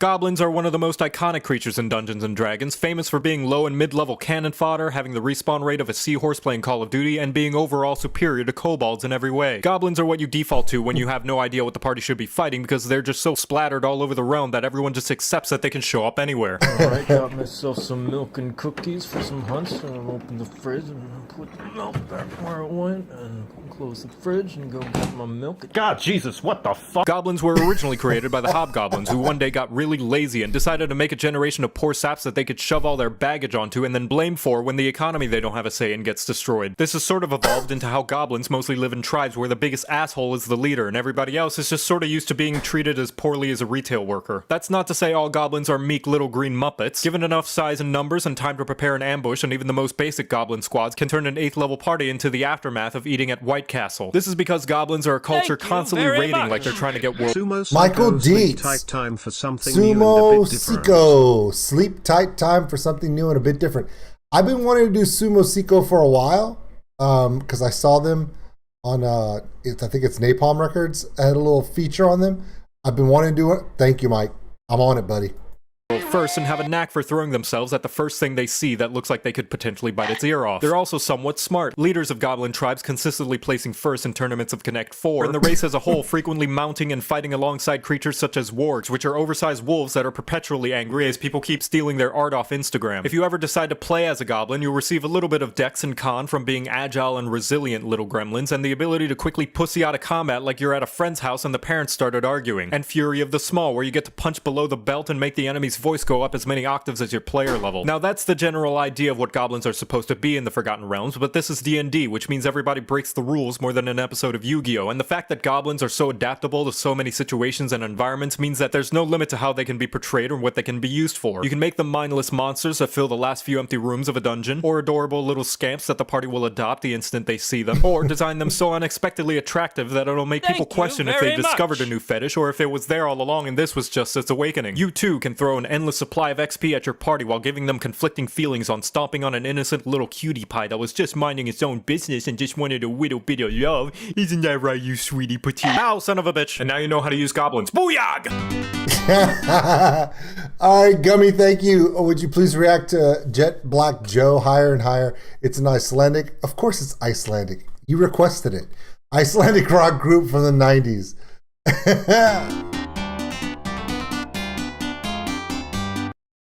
Oh, Didn't you already make a crap guide to Barbarian? Well, yes, but actually no. That one's garbage. It's shit. It's poopy-doopy and in need of some update and polish like a live service game 2 minutes after release. I've gained a whopping 1 additional point in my intelligence since then, and I'm now superior in every way. Smarter, stronger, more wiggly than ever before. And this is the only one I'm doing, so don't hold your breath for the others. They're perfect forever. So let's start from the top. D&D is for dorks, what with all the complex words and math. It's packed to the brim with a bunch of mechanics and systems, and nobody has the time to read because they're too busy not playing D&D. But no worries, you third-string athlete who occasionally looks at their old high school pictures and then reflects in the mirror wondering what happened. Lucky for you, I have a class that'll need as much brain power as Varsity had to use on their midterms. And all you gotta do is learn how to throw a tiny plastic icosahedron just like how you threw every single game coach put you into. Welcome to a crap guide to D&D. God. This was from Mike Alvarado, everybody. Here we go. Everybody likes to hit things, and D&D is the best because you can literally hit anything you want, including the other players, and what better class to hit everything than the Barbarian, who's the best at hitting things and never stopping hitting things. Having a D12 hit die means you have around a Googleplex of hit points by level 2, and unarmored defense means the chunkier you are, the better you can block and avoid attacks because the enemy's too distracted at how your fat hairy tits are flailing about. Better yet, you have Spider Sense, which allows you to avoid traps, spells, social events, and laundry like you've just moved out of your parents' house and are trying to get your life together. But enough about defense. The real reason to play Barbarian is to hit it very hard, going into a bloodthirsty You can channel your anger into the might of 1,000 dads who just felt the thermostat get adjusted, and during your rage you become the world's greatest goblin juicer. You gain bonus damage, advantage on strength checks, and any and all physical attacks will bounce off of your day 1 patched pecs. As you gain levels, you get progressively angrier and angrier, getting a straight up flat increase to your movement speed, an extra heavy swing when you land a crit, and become too angry to die potentially forever as long as you keep hitting things. As far as flavors of goes, there's the Berserker if you want to swing your weapon like it's taped to a ceiling fan, mistaken stupidity for bravery, and have an unlimited supply of Uno reverse cards. Alternatively, the Totem Warrior is like a gateway furry, where you channel your favorite Robin Hood crush and pretend everybody is Prince John. Battle Ranger can become a really pissed porcupine, Storm Herald if you want to make the environment around you as pissed as you are, Zealot if you want to be a diet paladin with a smite and aura that's made with 0 sugar, and Ancestral Guardian if you're a scared little bitch. Offense is the only offense, and I will have none of these tactics in my combat encounters. What, you thought I biggered my brain so I could think harder and waste time when all that planning fails because of a bad roll, and then I have to sit around being useless for the rest of the session? What do you take me for, some kind of wizard? Well, do you, huh? Fuck you, I'll beat the shit out of you. You think you're better than me just because you can count? I hope you like being pavement lotion because you're gonna be filling all the cracks in my driveway. And now you know how to play Barbarian, you're welcome. Wow. Oh my god. Oh my god. I just wanted to take a sec for more people to notice and understand this disclaimer. Most importantly, this part, I don't actually want to upset anybody. It's all part of the character, and I hope everyone keeps that in mind. We good? Okay. Everybody likes personality quizzes, right? See what your spirit animal, how burnt of a toasted slice of bread you are, what's your worst trait as an employee based on the brand of cereal you like to buy. They're great because most of the time, if you don't like what the quiz results give you, you can look up which answers contribute to what result and just get the one that you wanted in the first place and then brag about it on social media. Wow, would you look at that? I'm such a Slytherin because I'm so cunning, right? Yeah, well, joke's on you. That was all an intelligent ruse. I'm actually a Ravenclaw. Or am I? Same with star signs. They're just vague enough that they can boil down to, you're a thoughtful individual who sometimes overthinks things and can be impulsive, but in the end of the day wants to do the best that you can for the people you care about while never settling for the worst possible outcome. And I could say I just described a Libra and they'd eat that shit up like they're a pet that just found some stray cardboard. Luckily, Dungeons & Dragons doesn't have any of that dumb personality shit that nerds argue about for hours on the internet in hopes to totally pwn the other side with facts and logic or anything. Welcome to A Crap Guide to D&D. Oh god. An old relic of the past and the easiest way to start fights both on and offline, the D&D alignment chart is its version of a personality quiz that no one can agree on. You've likely seen this tic-tac-toe board being used with pop culture characters being placed in each segment, giving a vague idea of what each of them means. But then all it takes is for you to put someone in the wrong place and then everyone starts throwing fists as if they had just found out that you used their facial hair razor to shave your butthole. Remember, characters can only be one alignment forever and must only ever do things considered to be that alignment because thinking about character depth and development is hard, and when people disagree with me, I take it as a personal attack. More importantly, as a player, you get to say what your character's alignment is, and no one can ever debate that you're not playing that alignment because you know your character better than they do, and they're just jealous and wish their scrubby sheet was as cool as yours, so they can suck fat nards. Small smooth brains think lawful means the literal sense as in following the law, but instead what it really means is having a strict set of rules, whether it be moral, legal, or because your boss is telling you to do it. It's one of the most predictable alignments. 99% of the time when a lawful character sets out to do something through a promise or obligation, they actually follow through, which is why they make great fitness instructors, because when they say they're not gonna fuck your mom, they actually don't fuck your mom. A lawful good act is keeping the promise because it's the right thing to do. A lawful neutral keeps the promise because it is a promise and they're gonna stick by it even if fucking your mom saves the universe. And a lawful evil keeps the promise because they're gonna fuck your dad instead, since you technically didn't say anything about him. Inversely, the chaotic side of the chart are for characters that don't give a fuck about their integrity and do whatever the hell they want because they feel like it. Small smooth brains will use this alignment as an excuse to be a total wangrod and have an inconsistent character with no definable traits. Also known as the chaotic alignment's more recognizable cousin, the stupid alignment, with its constant wacky lol so random XD approach to playing their character. The most common examples of chaotic acts are lying, cheating, and stealing, aka part of a rogue's balanced breakfast. A chaotic good is stealing from the rich and giving to the less fortunate. A chaotic neutral cheats to win a tournament and uses the winnings to eat something aside from a bread sandwich every night. And a chaotic evil will lie about not fucking your dad again and then burst into his bedroom as soon as you blink like a really slutty weeping angel. The good and evil sides of the alignment chart are pretty straightforward. Good is if you're a good person, and evil if you're a jackass. But that's a small smooth brain surface level understanding of good and evil, as in no, just because you don't stab people doesn't mean not stabbing them is a good act just because stabbing them is a lot easier. Good acts are ones that go out of the character's way to do good and help others, sometimes even to the good person's detriment, and oftentimes even if there's no promise of any sort of reward in return for the act. Like using your own hand to get a friend's favorite Lego set out of the toilet, even after a night of really spicy curry. In contrast, evil is pretty straightforward, i.e. actions that could actively harm people, or not caring about how those actions could knowingly harm people. An evil act would be being the person who threw the Lego set into the toilet, knowing full well it could be somebody's favorite. But good and evil doesn't just mean motives, it means methods too, and just because you have nice ends doesn't mean having mean means makes it any less mean. Example, you've caught a kidnapper and need to find out where they're hiding their captive so you can save them. A good act could be offering some snacks and a binge watch of their favorite show in return for information, whereas an evil act would be chopping their nipples off.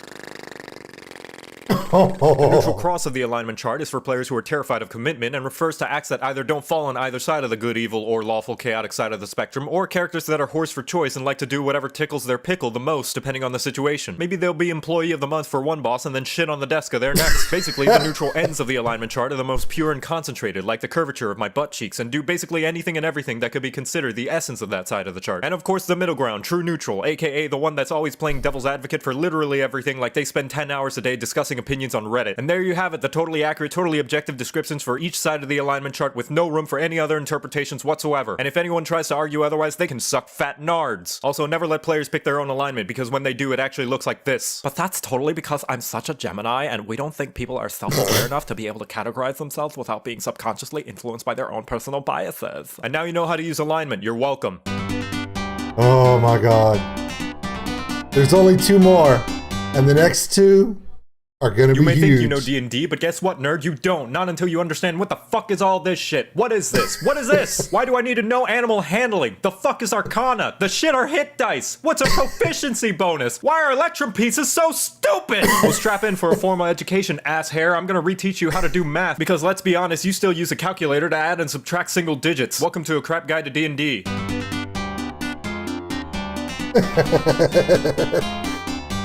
This is your character sheet. Your character cannot exist without it. However, it doesn't always have to look like this. It could be a simple flashcard, a scribbling in a notebook, or an app on your phone if you like being spoon-fed like a baby who laughs at the phrase pee-pee poo-poo watermelon. And when playing as a character in D&D, you will refer to the character sheet whenever you have to roll the various kinds of dice that decide the outcome of your actions. Many are intimidated by this mighty thingy's magnificence, but mourn them ye shall not, for they be weak-ass bitches. It looks like a whole lot, but get a hold of yourself and take it one step at a time. The first person to voluntarily stick something up their butt didn't get anywhere by crying about how intimidating it is to stick something up their butt. They just did it, and look how far we've come. First of all, at the top we have the basics: name, class, race, background, and dumb BuzzFeed quiz results. These things will determine later things, so don't worry about those things until we come to them later. But if you don't know what you want those to be yet, that's okay. We can mosey on over to this tower of pimps, which will be the most important part of your entire sheet. Ability scores. These are your basic stats, the strengths and weaknesses of your character, and the main determiner of whether you're gonna be snooping or spooping when dungeoning those dragons. Strength is your strong, heaping muscles, how much shit you can carry, how well you can push or pull heavy objects, and how well you can make your pecs dance.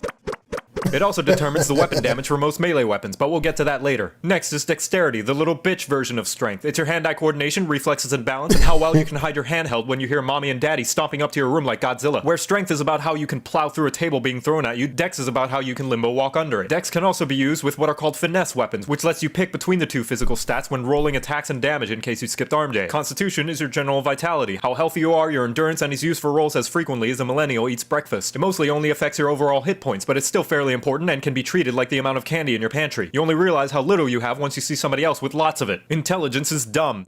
That is, unless you pump it up for big galaxy brains and become smarter than the average bugbear. It's used for general knowledge-based checks involving things like recalling info on history, magic, religion, and most importantly, defeating things with facts and logic. To generalize, it's book smarts. You know a lot of things. It's also used as a spellcasting modifier for both the wizard and artificer classes. Oh, don't worry, we'll get to spellcasting later. Impatient bitch. Wisdom is one that confuses a lot of people because they think it's just like intelligence, and I'm willing to bet those are the kinds of people who think cheese and mayonnaise can coexist on a sandwich. No, wisdom is more your street smarts and also general senses. It's knowledge based on practice and experience. No, not that experience. And it's the difference between knowing if a plant is poisonous and knowing that the person who told you it was poisonous lied about it because they don't want you finding their beloved lemon tree, you damn lemon whores. It's also the casting ability of clerics, druids, and rangers. Finally is charisma, how to tell if your character fucks. It can mean anything from your general likability to approachability to public speaking ability to betting ability. It's your charm, your confidence, and general way with people, whether it be luring them into a trap or aggressively scaring them so bad that they actively jump onto the trap out of fearful compliance. And it's the casting ability for bards, paladins, sorcerers, and warlocks, because remember, you gotta look pretty for the boss patron if you want to get that big eldritch bonus. Now that we're done covering ability scores, we can go over how you get them. And there are 3 generally used methods. If you're a wee baby who needs to meticulously make your perfect OC or else it won't be faithful to your precious self-insert, there's the point buy system, which works like a basic video game. All your stats start at 8 and you have a pool of points, usually 27, to distribute between them all, with the cost going up to 2 points per ability score increase higher than 13 and the cap being at 15. If you hate math, that's too bad because there's going to be loads of it later, but if you want slightly less of it, there's also standard array, which gives you the numbers 15, 14, 13, 12, 10, and 8 to arrange on any of your scores. But if that's still too much choice and you want to put your character into the grubby hands of RNGesus, there's the most widely known method, which is rolling 4d6 and dropping the lowest number. This can get you scores anywhere from a whopping 18 to a poo-poo dookie 3 if your DM is a sadist and doesn't do grace rolls, but often results in overall chunkier stats. Whatever method you do, each number corresponds to a second number. Ooh boy, are you overwhelmed yet? You have to keep track of 2 whole numbers. What a crazy catastrophic conundrum. Well, don't you worry your stubby earlobes, because those big numbers aren't really that important. Their main purpose is to determine a smaller number called a modifier, which means you can totally ignore this number when you actually start to pillage the village. There's a fairly simple mathematical equation to figure out what each number's bonus is, but I know you're a dumb silly pants, so here's a chart. Now will you stop crying about it? The reason the ability modifier is important is because it's what you add to your dice roll whenever they're applicable. So if you have a lot of strength, you're gonna get a little extra oomph whenever you need to punch the vending machine when your chips are stuck. Have low charisma and you're gonna have a hard time convincing the janitor that you weren't the one who broke it. Keep in mind you could still roll great with low stats and roll badly with high stats, but having high ability modifiers makes it so your rolls are more in your favor. Now that that you have your scores all placed and your modifiers figured out, now we can determine where those modifiers go, which means we can look at this spaghetti jumbly mess of words. Now don't go running a mommy calculator just yet, it's so easy even Fighter-Man can figure it out. At the top here are your saving throws. These are your defenses and resistances to various bads that want to smush you up and turn you into a turd. Things like traps, area of effects, most spells, and that little voice telling you that you're making poor decisions. You don't roll these on your own most of the time, instead your DM will ask you to make them whenever you're put in harm's way. And you see these little spaces? That's where your ability modifiers go.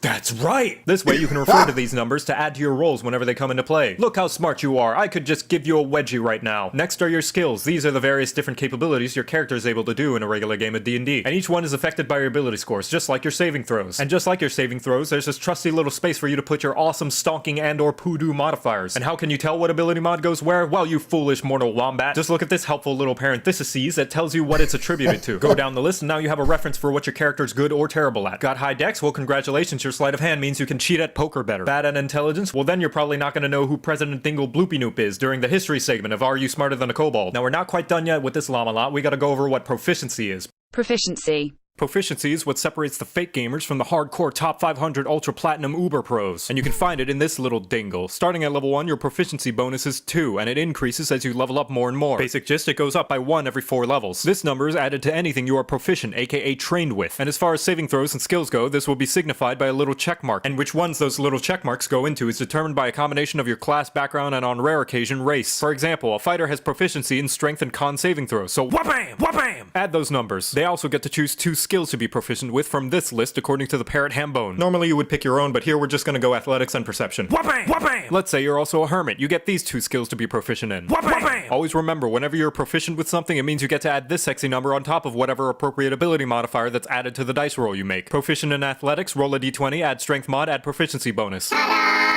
And if at any point you forget what you're proficient in, just refer back to the player handbook for your race, class, and background. Congratulations, you now know how 90% of Dungeons & Dragons works. You feeling smart yet? You feeling like you can wrestle a spider cow? Well, sit the hell back down because we're not done yet. Combat. Now that we're done with the stat portion of the character sheet, we can look at the combat portion. This section is what you refer to when your DM says clickety-clackety, you're about to get attackety. Up at the very top left is your armor class, or AC for short. This by default is 10 plus your dexterity modifier. No, I said the modifier, not the score, pay attention. However, this can be increased by the different types of armor. Whichever one you start with will depend on which class you pick. Next is initiative. Whenever an encounter begins, initiative is rolled and determines who goes first and who stacks dice for the next half hour. This number is the same as your dexterity modifier and is added to your initiative roll at the beginning of an encounter. And this last little block is speed, which is how much you can move across the checkerboard each turn. Each square equaling 5 feet of movement if you're normal and use the Imperial system, and is initially determined by your race or how well you can try to convince your DM that your character ran track in high school. Below that are the hit points, maximum, current, and temporary. Your maximum hit points is like an anime fan's figure shelf after about 2 conventions. You can try to fit more, but we all know any extras are gonna have to sit on your desk next to all your empty cups. It's determined by your class, each one having its own size of hit die plus your constitution modifier. Because D&D is a communist game and believes in universal healthcare, at first level you always receive the highest possible roll for hit points. But for every consecutive level you can either roll for it or take the coward's way out and take the average increase instead. And then your current hit points are pretty obvious. It's the amount of blood you still have inside your body at the moment. Reach 0 and your character skips 50 seconds ahead of this video. Lastly, there are temporary hit points, which go above the maximum hit points and you only ever get on special occasions via spells, special abilities, or the local grandma lizardfolk just made you a delicious bowl of her legally ambiguous performance-enhancing herbal soup. Keep in mind a couple of things. Temporary hit points are kind of like the skin-tight leather jackets from the 90s X-Men movies, in that they don't stack on top of each other and you have to pick which one you want to keep if given multiple of them. And if you're on the floor dying from a stab wound, putting it on won't magically stitch it together. And what are these 2 lonely boxicles? Wow. Well, my stupid student, they're yin and yang, 2 sides of a coin, one for when you're alive and the other for when you're unalive. The former being your hit dice. You have as many of these as your player level and can spend them whenever you take a sit for as long as a single episode of a Netflix original show to recover your hit points. What size of hit dice is once again determined by your class, and you get them back whenever you binge an entire season's worth of a Netflix original show. But what do you do when you're bleeding out while dressed in a 90s teenager's idea of a sexy badass superhero? If your current hit points ever reach 0, you have to look over on this touch-deprived box and start rolling death,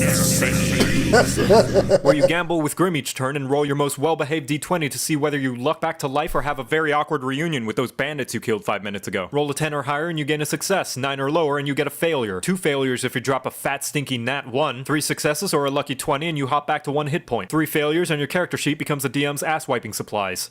Attacks. This section is where you throw in all your various flavors of stabs. If you have a weapon or attack of some kind, you write it in here and refer to it during combat. Say it's a sword and shield, yes, both. You would write down the name of the weapon here, then next to it is the attack bonus, aka how accurate your weapon is. No, not the damage. This number is determined by your strength modifier for most weapons, unless it's a ranged weapon like a bow, in which case you use your dex mod instead. Or if it has the finesse property, which allows you to pick either. On top of that, if you're proficient with that weapon, you can add that good old bonus to it too. But how do you know if you're proficient with a weapon? Let's put a peen in that. Alternatively, if it's a spell attack like Eldritch, your attack bonus becomes your spellcasting ability modifier. Let's take a bard for instance, which is the slut stat plus your proficiency bonus. Whenever you roll a d20 to see if your attack lands, you get to add this number to the total. Alternatively, if it's a spell or special item like a bunch of ball bearings thrown in attempts to recreate Home Alone that requires the enemy to make a saving throw, you can put the saving throw and difficulty class there instead. But how do you know what that number is? We're gonna put a peen in that too, shut up. Once you have that number, to the right of it is the damage roll, aka how aggressively you're going to introduce the enemy's face to your sword. This is included in the description of whatever weapon or spell you are using. Whether it be a light jab at their insecurities, a proverbial pounding of pornographic proportions, or 8d6 fire damage in a 20-foot radius, just fireball! Most weapons also include your strength modifier to the damage, unless once again it's a ranged weapon which uses dexterity or a finesse weapon which uses either. The difference being that you don't add your proficiency bonus to this roll unless something says otherwise, and most spells don't add any additional modifiers unless their wall of text explicitly says so. And lastly, make sure you include what kind of damage you're dealing so your DM can know that your psychic damaging vicious mockery won't do much against a revenant because their self-esteem is already in the grave. To recap, when you attack, roll a d20, add this number, which is these, then if you hit the enemy's AC, you roll these, and add this number, which is this.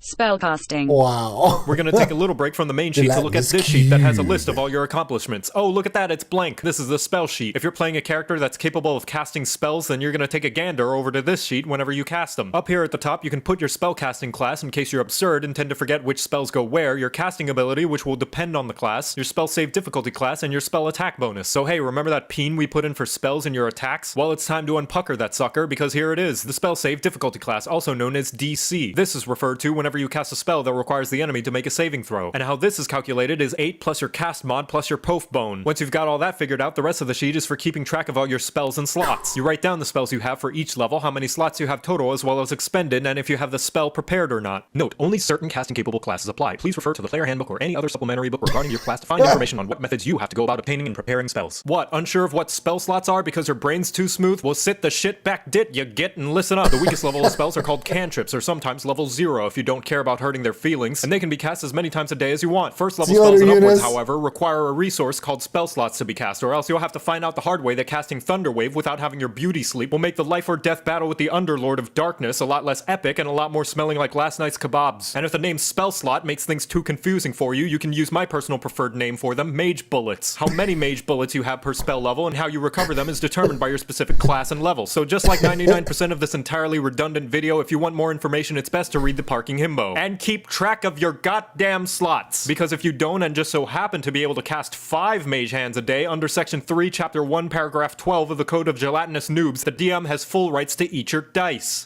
Characteristics. After looking in the mirror and taking some serious self-reflection after the apocalyptic chasm of the divide of the fanbase that was 4th edition of D&D, Wizards of the Coast started to take into consideration for the next version of D&D what gameplay features they wanted to invite to future parties and what gameplay features they needed to take out back and tell to think about the pretty space butterflies. One such old yeller victim was the Virgin alignment chart being completely overshadowed by the Chad personal characteristics, each one being a useful tool to remind you of your character's interests, motivations, shortcomings, and sexual fantasies. You never know if you're going to end up having to fuck your way out of a problem, so it helps to be prepared and know exactly what position would be the most in character. Personality traits are the broad strokes of your character. Likes, dislikes, interests, manners, whether or not they think something's a soup or a salad. Ideals are their drive, their principles, and what they vote for during election time. Or if they don't care about voting at all and prefer to stay home to catch a once-in-a-lifetime live marathon rerun of Animal Planet's The Most Extreme. Bonds are personal attachments and experiences they've had. It could be a good friend, a fond memory, or your favorite glow-in-the-dark bouncy ball that always seemed to bounce a little bit weirder than all the other ones. And lastly, flaws, which 99% of the players don't actually understand and will probably put something inconsequential, like clumsy. Not me though, because I'm flawless and perfect. Oh, you don't think so? Well, could a person with weaknesses do this?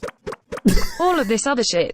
Now remember that peen we put in wondering how you know what weapons you're proficient with? That goes down here, by the way, and that, along with basically every other section we've yet to cover, can be figured out in this next part, which is what I like to call the copying it over from the book section of the character creation, because that's basically all you do for the rest of the sheet. I gotta pick a background, check the player handbook. What proficiencies do I get? Check the player handbook. What about feats and traits? Check the player handbook. What's my starting equipment? Check the player handbook. Or any other supplementary book relevant to your chosen race, class, background, a la Volo's Guide, Xanathar's Guide, Eberron Rising, etc. And with all that done, congratulations, you now have a completed and fully functioning character sheet, ready to be used once, then completely lost, then found again once you've already redone a second one, or if you're lucky, one that will be used consistently over the course of several years to the point where there's more eraser skid marks than pencil lead, and the once firm sheet of paper turning as soft as a tissue person's dick after seeing you in the shower. Now you know how to use a character sheet. You're welcome.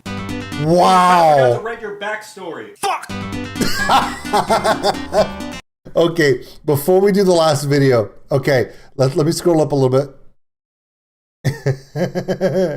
All right, Wicked Awful Yaku, I have a rather vague request for you. Any song by the band Van Canto. They do a few covers, but the original songs are great too. Sounds great. I can do that.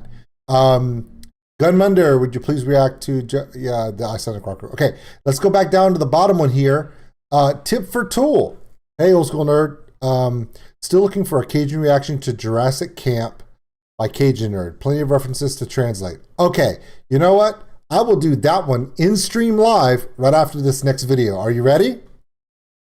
The video that everyone needs to see, especially Gunmunder. Ready? A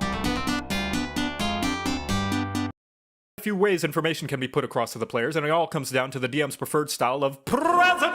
Okay, hold on. So you've got a character sheet all written out and a couple of friends who want to play D&D, but you're missing one vital component. The world, the characters, the laws of physics everyone's gonna break to make for cool moments you'll commission artists on the internet to draw for you. But such a role requires leadership, initiative, a total willingness to have a bunch of children stomp on all your ideas in favor of doing funny memes and stupid scenarios. Despite all that, such a title has an extremely low barrier to entry and is probably the most important thing at your entire role-playing table, and without one, the game will not exist. So anybody and everybody should perform the duty at least once for the sake of their fellow players, begging for a chance to experience this wonderful pastime. So long as I don't have to be the one to do it. What?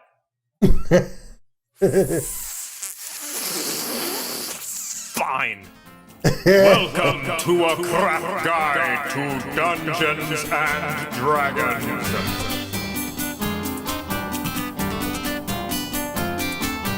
The Dungeon Master, or Game Master if you like clay in your soup, is the mind behind the magic and who decides just about everything that happens in the game besides the player's own choices. Your role as a DM is to control and describe literally every single little detail that happens during the game, as you are the game. The game cannot exist without a Dungeon Master. As the DM, you call the shots based on how the rules work, or if you don't like the rules and say, shoot that poot, and come up with your own. Otherwise, how else are you supposed to know if your rules lawyering player is giving you correct information and isn't just making an elaborate manipulative plot to trick you into giving them a pet displacer beast? Fortunately for you, if you aren't sure or don't remember how a certain rule works, you can always just look it up, because being a good DM is about applying information, not memorizing it, unlike the American education system. Outside of the rules, though, you are the bridge between the players and the fantasy world they're playing in, describing everything that's going on in excruciating detail, like a radio show, but with a lot more awkward pauses. Everything they fuck, marry, or kill is through the context of how you describe it, which means you have to be incredibly deliberate with your vocabulary. Gelatinous cube.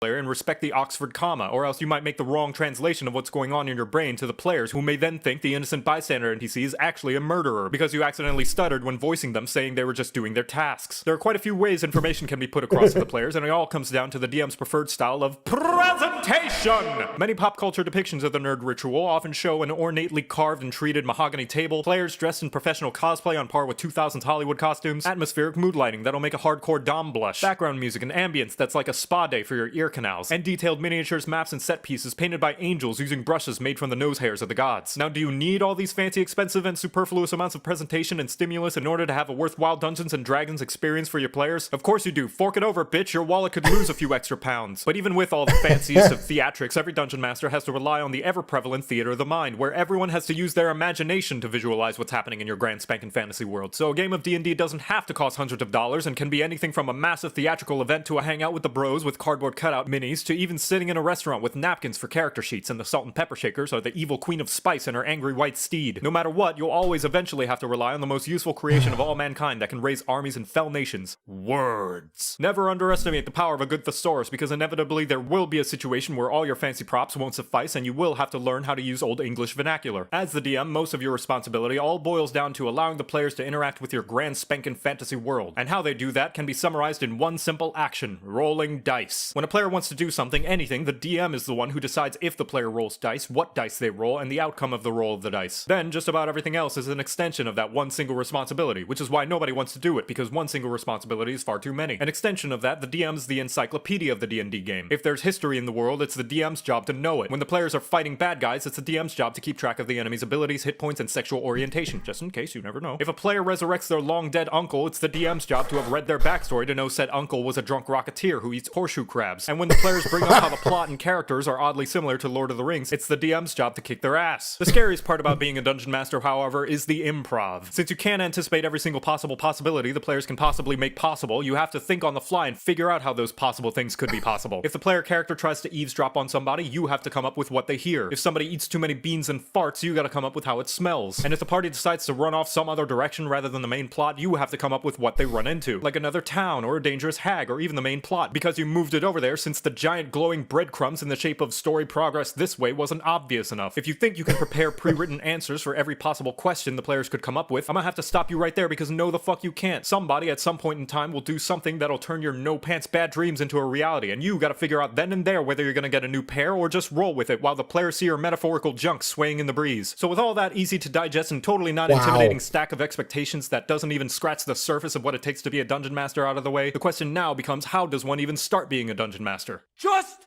do it! No matter what, you want a copy of the player handbook, since it has a majority of the most common rules. As far as actual content goes, though, the most baby-friendly way is to purchase a pre-written adventure, one of these buggers, which will usually have a plot, characters, encounters, villains, and plenty of faffing about material for your players. However, if that's too much punishment on your wallet, the natural safe word is making a campaign of your own. The thing about safe words, though, is it often stops things in their tracks, so it will require you to come up with most of the aforementioned plot, characters, encounters, villains, and faffing material yourself, which can take anywhere from the night of binge writing to never, because you only ever think about your ideas and never write it down. Either way you go with, once you have the skeleton of your campaign ready, you gotta start filling it with internal organs. And as anyone who's taken biology can tell you, organs are gross and messy and can often go misplaced, so you just have to substitute a kidney with a moldy sponge for a bit while you go find it. That is until suddenly the blood cells start making friends with the sponge and it becomes more effective than an actual kidney and you start to question everything you've ever learned in school. So good fucking luck figuring out how to balance spending time preparing to run a campaign and spending time actually running a campaign. Do you spend entire weeks drawing maps, writing possible paths and dialogue options for characters down to the description of their cousin's boyfriend's dog's favorite chew toy? Or do you just spend the week doing some faffing about of your own and then spend the final half hour leading up to the session time frantically writing down bits from a D&D random content generator? But hey, once you get a game going, the rest should come naturally. Just take it all one step at a time, and you can especially relax whenever the players start to roleplay and act on their own, because then you can just sit back and relax and let them have their fun, and you don't even have to do dialogue for any NPCs or lore dump on them, or fuck, the rogue tried to steal the paladin's rosary beads. Yes, the dirty whale's underbelly of being a dungeon master is dealing with the barnacle infestation that is being the de facto babysitter of the group, and then you gotta bring out the scraper of social obligation. In some situations, more than others, the DM is expected to have a significant amount of say in organizing the playgroup, since you have something of a larger leadership role for the game to exist than the players. You're who the players will look to when arguing over who gets the loot. You will be expected to have a bigger say on when the next session time will be, and you are the one who's expected to kick out the guy who's overriding your descriptions of a pleasant-smelling flower garden with the rankness of his workout stank. This means that you cannot take a passive role as a DM. You have control over the fan, and if you see shit flying towards it, you're gonna be expected to turn that fan off before the place really starts to smell like a medieval castle street. With all of that said, I still could not possibly cover the grand mountain climb that is explaining what it takes to be a dungeon master, not to mention what it takes to be a good dungeon master. And I've seduced enough tall folk to make Kanchenjunga horny for me. But I believe the best possible way to show you what it takes to be a dungeon master would be a demonstration of those undergarment moistifying skills I possess. Lucky for your thirsty butts, I've set up a D&D session with a bunch of nerds, and demonstrate I shall. Alright, Unexpectables, you walk into a tavern, a crowd has gathered, and everyone seems to be having a good time, all except a mysterious hooded figure in the center of the room that nobody except you all seem to notice. What do? I want to smash the barkeeper! I want to smash the barkeeper. Nobody wants to have a chat with the hooded figure? Who knows, it may tie into one of your backstories. Oh yeah, that reminds me. DM, could you look over these notes I have about my backstory? It's only a few pages long, but I wanted to make sure to keep the authenticity of my homeland as the center point of my character development. What the hell? This is a fucking novel. I'm not reading all of this. Oh yeah, speaking of, I wanted to check in with you about this new homebrew I created for one of my backstory's characters. I ran it by a couple of friends and they seem to think it's pretty balanced, so no need to worry about looking over it too much. Oh, no. I know what you're trying to do, you scruffy looking... Hey, DM, are there any Goliaths in the tavern? No particular reason, I just wanted to know. Dude, yeah, are there any? I've been looking for a surfing buddy for some time. We're at the beach, right? I wasn't really paying attention. Could you set the scene again? Whatever. I'll get back to you guys later. Dawn, right. Have you made up your minds about that ambush yet? That guy you've been targeting for the past 3 sessions is right there, enjoying his dwarvish drink. Oh boy, I surely am enjoying my dwarvish drink. Look, whenever we take a single decision like going to the left or to the right, it goes wrong. We need to have 100% flawless plan. Oh, maybe we can go talk with him? But if things go wrong, I can use my gun. When the fuck did the blind dragonborn get a gun? I don't remember giving him a gun. Has he always had a gun? Just one guy. Why don't I just sneak up on him and poison his drink? I have a +10 to stealth, plus advantage with my cloak of invisibility, and add on another 10 if Franz uses his pass without a trace. No one will ever see me, and we can avoid this whole encounter. Or I can use this gun. How many times must you terrify my sweet bottoms, you upright marsupial? I'll give you 6 minutes and 44 seconds. If you don't come to an agreement on a plan, I'm feeding your minis to the Wigglers. Group Stupid, you follow into the tavern as well, and you see the mysteriously hooded figure, now eyeballing you down and casting a menacing visage. They gesture towards 5 open seats and say that you should go... So who's the most expensive looking dude here? I don't fucking know. There's a noble in the corner of the room, sure, but he's busy talking with somebody else right now, so maybe you should probably... I'm already there. I intimidate him to challenge me to an arm wrestling match for all his golden belongings. Hey, absurd. You could use Charm Person. I mean, that would cause a charm status, which would give you advantage on any social... I asked him to give us all of his money. Absurd. I rolled an 11. Well, that's really more of a help action, which actually... What the fuck? I didn't even ask you to roll yet. But I did it already. Look, an 11 is good. We are friends now. Everyone likes absurd. I intimidate him to challenge me to an arm wrestling match for all his golden belongings. Fucking fine. You start to arm wrestle him for some of his gold. Oh, I already stole it all. Also, he might be cursed, because, you know, story stuff. Alright, sure. In the meantime, the hooded figure in the middle of the room that everyone decided to totally ignore transforms into a massive towering titan, and the roof of the tavern is blown off, revealing Evilus Maximus, the demon lord of darkness. Vilius Maximus? Now, my Latin's a little bit rusty, but that name seems a little bit on the nose. It sounds to me like he's actually ripping off the Pope's title of Pontifex Maximus, so maybe we should be on our guard for some vile bishops and dastardly cardinals. No, he's not. Shut up. He looks down upon you all, and with a snap of his fingers, everyone's magical items disappear. What?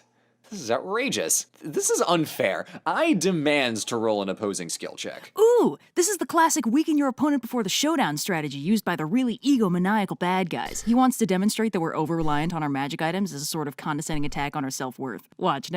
Favorite part about this whole video right here is that if you come to the Monday night stream or you watch the family D&D videos, nobody that's playing knows enough about D&D to pull this shit on our dungeon master.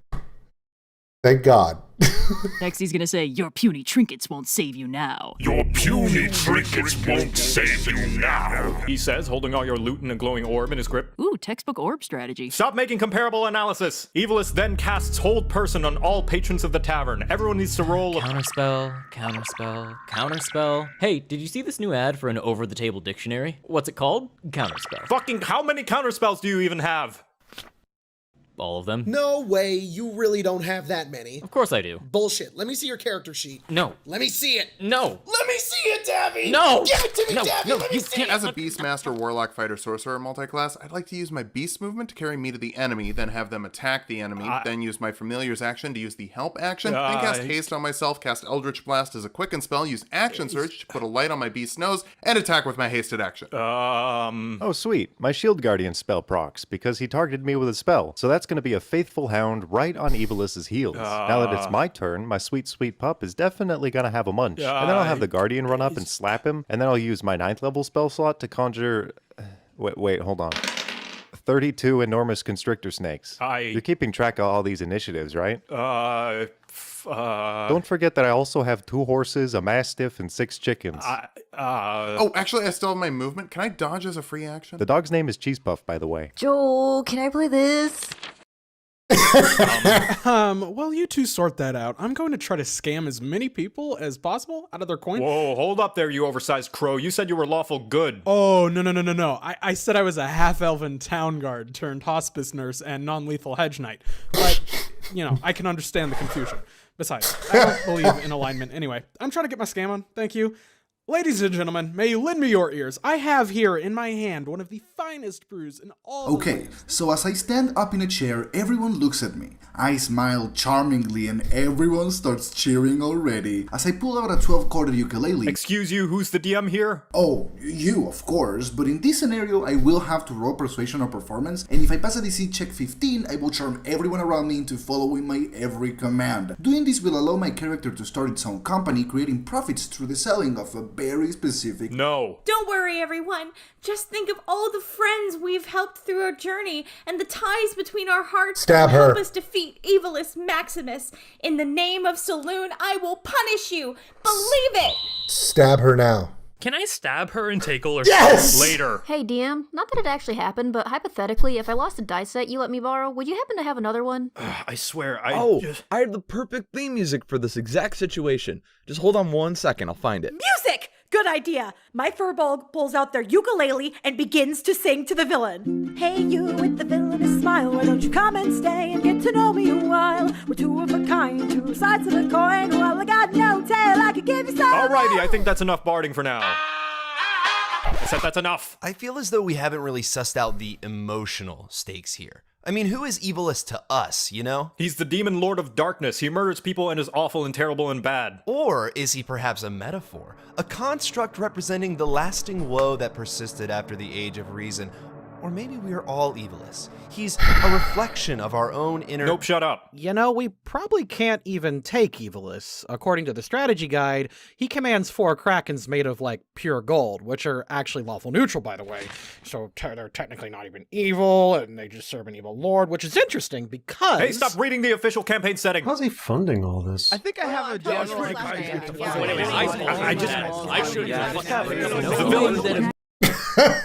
It continues on from there. So let's just okay. Jurassic Camp by Jurassic Camp.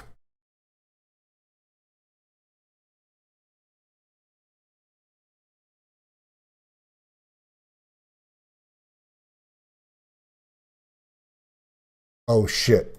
Okay. Okay. All right. So y'all want me to help you? Okay. So you guys want me to help you? I just couldn't do it anymore. Okay. So tip for tool. You want me in my Cajun lineage to translate what the hell they're talking about on this? All right.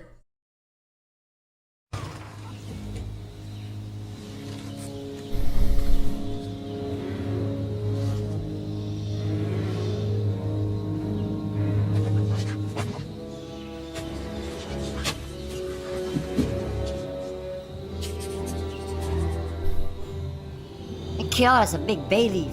That's a lot of bay leaf. Okay. Now, we use bay leaves in a lot of cooking, especially when we're doing anything that's with a dark roux, a meatball stew, a chicken stew, gumbo. Sometimes we'll put bay leaf into the roux just to kind of give it a little bit more of a. But man, that's a bay leaf right there. Oh, that's a big bay leaf. That's the way she's talking. That's pretty common. Mike Alvarado knows exactly what we're talking about. Now, although you hear me talking right now, I'm 100% Cajun. I'm completely full-blooded Cajun. Not 10%, not 20, no, 100%. However, the amount of accent you have as a Cajun is based upon the amount of culture you immerse yourself into, and also how close to modern civilization you want to be around. So there are people that have PhDs, but they talk like they're swamp people. But it's just a culture thing, just like anywhere else. Okay. Yeah, and by the way, Cajuns hate that show. Man, that's just too much bay leaf. If you put all that bay leaf in a gumbo, it would taste. Exactly. You cannot. Okay. Another thing, when Cajuns cook, we don't measure a lot of times. We go by feel. However, we do know when you make. No, Justin Wilson is not a Cajun. Daniel, Justin Wilson is from Mississippi. Fuck that dude. Okay. Sorry, it's true. Justin Wilson is not Cajun at all.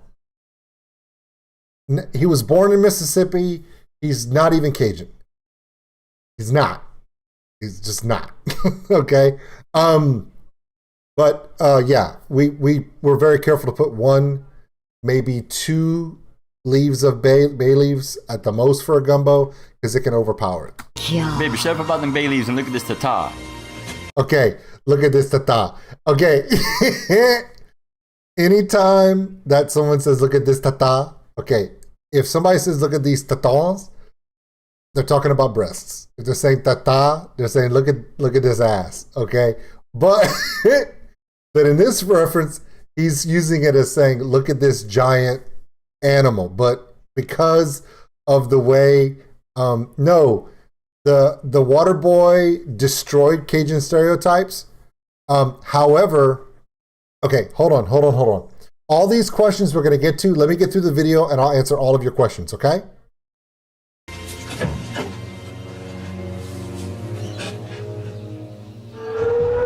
Man, that's fake, like that band at Chuck E. Cheese. That's one of them autoerotics, boy. That's a hologram like Tupac. That ain't real, no. Yeah. Okay, now that the accent this guy is using is pretty common. Okay, around here, there's a lot of people that talk like that. Now, he is taking it to a extreme.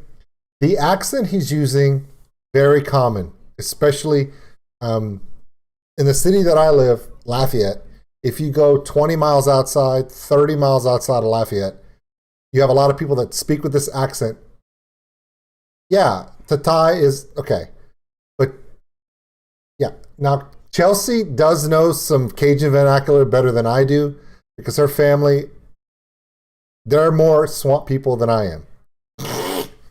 No, I'm just kidding. No, but okay, you know how he says things where he goes, that's not me, no. Most modern Cajun people don't tag a sentence with an adjective like that. Okay, they will actually say it normally, but like your grandfather or your grandparents from 40, 50 years ago, they will tag on the end of a. Yeah, he does. Getting down, me. I'm getting down, me too. Man, that ain't fork knife, no, that's real. Man, I'll be damned. That is a real tata. Look at that thing. Wow, that thing's full of meat. It's full of meat. Now, here's the thing. There is getting down. Yeah. Me, I'm going to get down too. When you want to get down, that's not to dance, okay? Okay? To get down means if you're sitting in a chair, if you're riding on a bicycle, riding in a car, anything that you're sitting in and you're going from sitting in a sitting position or riding position to a walking position, I'm going to get down like you're getting down. Or if you come like you're getting down off of a tree, getting down. Okay? Yeah. Now, he says, boy, that's full of meat. Because in Cajun culture, if it walks, flies, crawls, swims, grows, technically, if you know how, you can eat it. Okay? We don't waste anything. So we're like, okay, here's a ham. We're going to cut that tail up. We're going to take this backstrap right here. We're going to make us a gravy with that. Get them ribs out, you know. See what I'm saying? Okay. For a really good idea of this, if you go onto Netflix, the show knows it, Reservations. One of the last episodes is Anthony Bourdain came to Louisiana and they did a boucherie. where they actually butcher the pig and they use every bit of it on the show. So yeah. See right there? That's where the brisket is. The brisket. Ooh, it's gonna be good eating. I'll smoke that.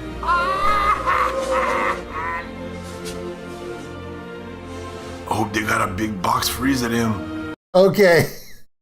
Hope they got a big box freezer. Okay, here's the thing.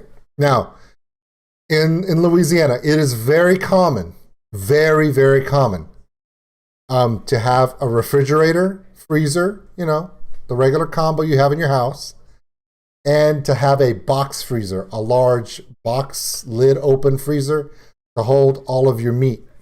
Okay? Yeah. So that's why he said, well, I hope they got a box freezer. Now, it is known, yeah, it's not just for serial killers.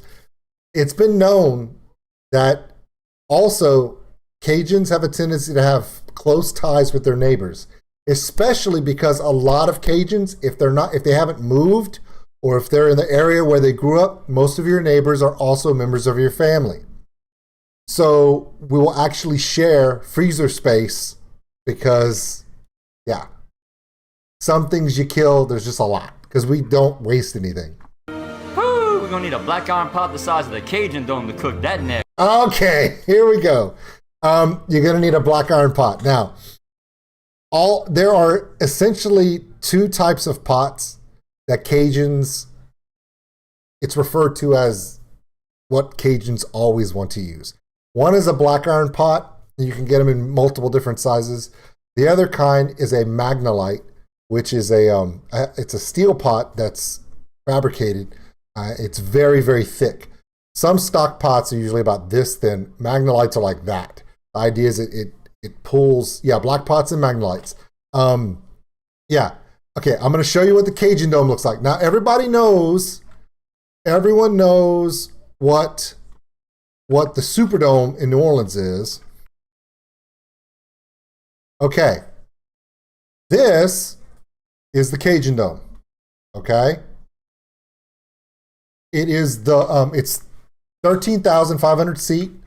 It is a dome. And it's, okay, here's the best part.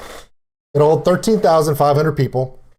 It is a domed arena, and it is literally, and I'm not kidding, my first concert was at the Cajun Dome as well. I saw Genesis, Invisible Touch, then 3 weeks later, I saw Van Halen with Van Hagar, the 5150 tour. Now, in this venue here, if from my home, the Cajun Dome is on the same street that I live on. You just have to drive 4.5 miles that way, and you pass right in front of it. Huey Lewis in the news. Okay, so you understand what I'm saying, okay? Let's see here. So when they say you need a cast iron pot the size of the Cajun Dome, that's what they're talking about. This is what the inside looks like when they're having a concert. As you can see, it's domed. Another concert view, whatever. All right, so neither here nor there. Now, the more I talk about this stuff and the more I watch this video, the more Cajuns are going to come out of me. I'm sorry, it's not my fault. Just get used to it. I'm telling you right now, deep fried squirrel, some of the best stuff I've ever had in my life. Heck, Bob. Hey, tell me y'all got some onions. We got it. Okay, tell me y'all got some onions. Okay, so the reason why he's asking that is because he's saying you need a cast iron pot. Now, what we'll do is, I have a lot of cooking streams, okay? If you guys go and look at my cooking stream where I make a roast where I deglaze the roast, what we do is to make a gravy or to make a roast. Some people will take a roast, they'll take their protein, usually beef or pork or whatever, and they'll put it in a roaster, they'll season it, and they'll just put it in the oven for hours. We don't do that. We will literally take a black iron pot or we'll take a magnolite pot, large pots. We'll put the protein in there and we will bring it almost to a burn and use either wine, beer, oil. Most of the time we use water to deglaze it and do it over and over and over again. However, hold on, prisoner. We add onions to that to help deglaze. And what happens is the deglazing of the onions and the sauteing of the onions makes them very, very sweet. To get the the gradle off the bottom. Okay, now you're getting crazy. Onions, bro. Oh, that thing full of meat. Yeah, they always full. Kill that brisket. Bro, you know what that shit's good? We take that neck and we ball it till that meat falls off and we stuff that stomach right there, comme ça. Call it pons, bro. Y'all watch out, boys, or squish y'all like a kumquat. Hey, where they gonna process all that meat? All right, so in South Louisiana, we have places where you can go and actually, if you hunt game, deer, any wild game, okay? No, normally it's deer, okay? But you'll take the hunted animal. There are many places, and they're called meat processors. It's like a glorified butcher. They'll go in there, they'll skin it, they'll process all the meat. Now, what they're saying by processing the meat is they'll pull the backstrap off, they'll pull the ribs out, they'll pull the loins out if you want. They take a lot of the more tough meats, grind them in with other ingredients, and make sausage for you. So they just process the whole thing. Yeah, a lot of people do their own processing, but again, this is why this guy goes, how are you going to process all that meat? Because, again, it's a lot of... We don't see it as, oh, wow, look at that beautiful animal. We're like, oh, look at all that meat. Get it? Hey, Mr. Hammond, that's real nice and all, but how am I gonna get all that back to A-Bears? That's the team. Okay, A-Bears. Get it back to A-Bears. A-Bears Specialty Meats, there's multiple locations now here in South Louisiana. The one that was actually visited by the Travel Channel is in Maurice, Louisiana. A-Bears will process almost everything. Also, A-Bears is the originator of the turducken. That's where they take a turkey and they debone, take all the bones out of a turkey, and they put a duck inside of it, a boneless duck, and then they put a boneless chicken inside that, and it's, yeah. And then they stuff it, and you take that home and you roast that, and it's turducken. Yeah. A-Bears is there. Yeah, there's so many A-Bears now. They've spread all over the place, even in Katy. I think they actually opened an A-Bears Meats in Katy, Texas, because Mike lives there and they just didn't want to have to drive so far. You don't have to. We got our own processing plant, us. Man, it's a lease? And a processing plant? Nah. No shit, bro? Okay, it's the lease. Okay, what they're talking about is, okay, in Louisiana, some people will go to the National Forest, get their hunting license, and go hunting for deer. Sorry, got a hair in my mouth. Go hunting for deer, hogs, turkeys, whatever. Now, that's gonna drive me nuts. Oh, I got it, thank God. Okay, and that's fine. But the National Forest is harder to find them because in South Louisiana, there are fields and fields and fields of marsh grass. Hundreds of acres, thousands of acres of marsh grass and wilderness down here that nobody lives on, but everybody owns that land. So the further out you go, the more deer there are. So what'll happen is they have what's called a lease. You'll go out there and you'll arrange with the landowner for yourself, and usually it's a group of people that will get together and pay the landowner to lease the land for a year or so many years, where they'll go in, they'll take care of it, they'll set up all the stuff, they'll set up their blinds if they're duck hunting, or they'll set up the deer stands, whatever they need, and then, right? So, but we have it deer leases. So when he says it's a lease, in other words, they're like, oh my God, you have access to, we can shoot everything here because it's, right? And then, of course, and they have a processing plant. Okay, now the reason why that's important to Cajun people is it's great to go hunting, but then you got to bring whatever you kill back to town to get it processed. He's like, not only is it the lease, but we got our own processing plant. Well, now you don't have to do anything. This right here is like Disney World for Cajun hunters. Literally. So that's why he's freaking out. We got our own processing plant. He's gonna sit down. Now calm down. We take care of everything, us. Bienvenue. Jurassic Camp. No limits, no pesky wardens. Hell, you don't even need a license. A sportsman's paradise of Fruitopia. See? They're already extinct, so they're not endangered, right? And bruh, please shoot them little Nutrosauruses. They're a bitch to clean, but put that in a stew. Kill. Okay. Please kill those Nutrosauruses. Okay. I don't know how long ago, almost 100 years ago, they brought Nutrirats from South America to the United States, into Louisiana, in the hopes that Nutrirat would become the next fur industry, right? For like mink coats and all that stuff. But just like so many other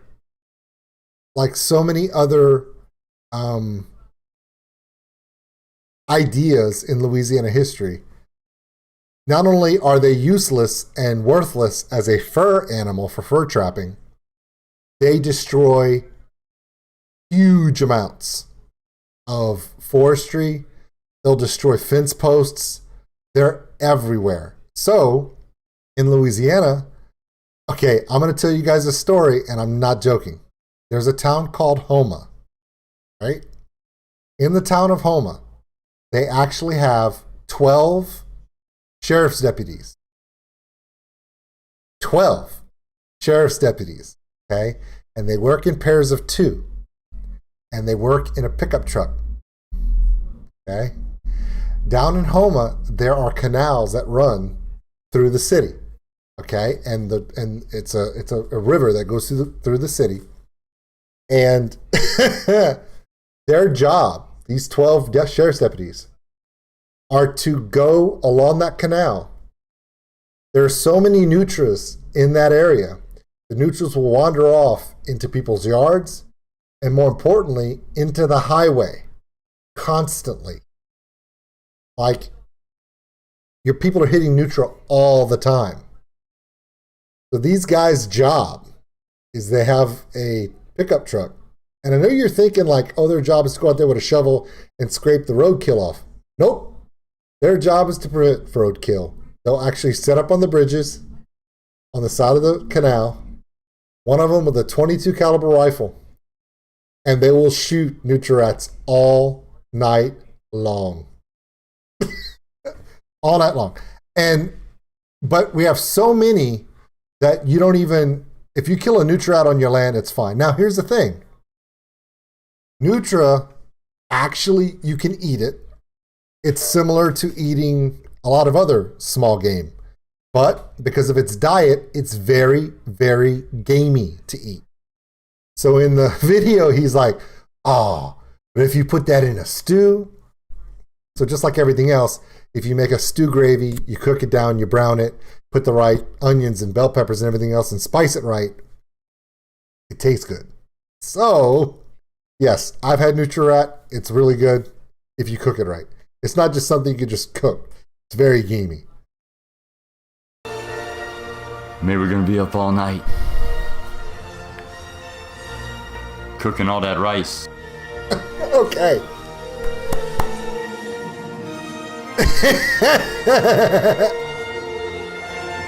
Babe, we gotta build us a camp out here. Man, I done told you. All right. So I had to stop that as soon as possible because I'm telling you right now, we were going to get a copyright warning for that. I shit you not. Okay. Now, okay. The staple, the absolute staple, let me change something here.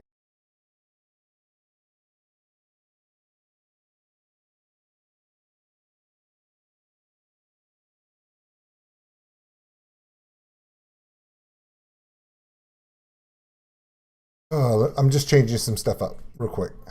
Sorry.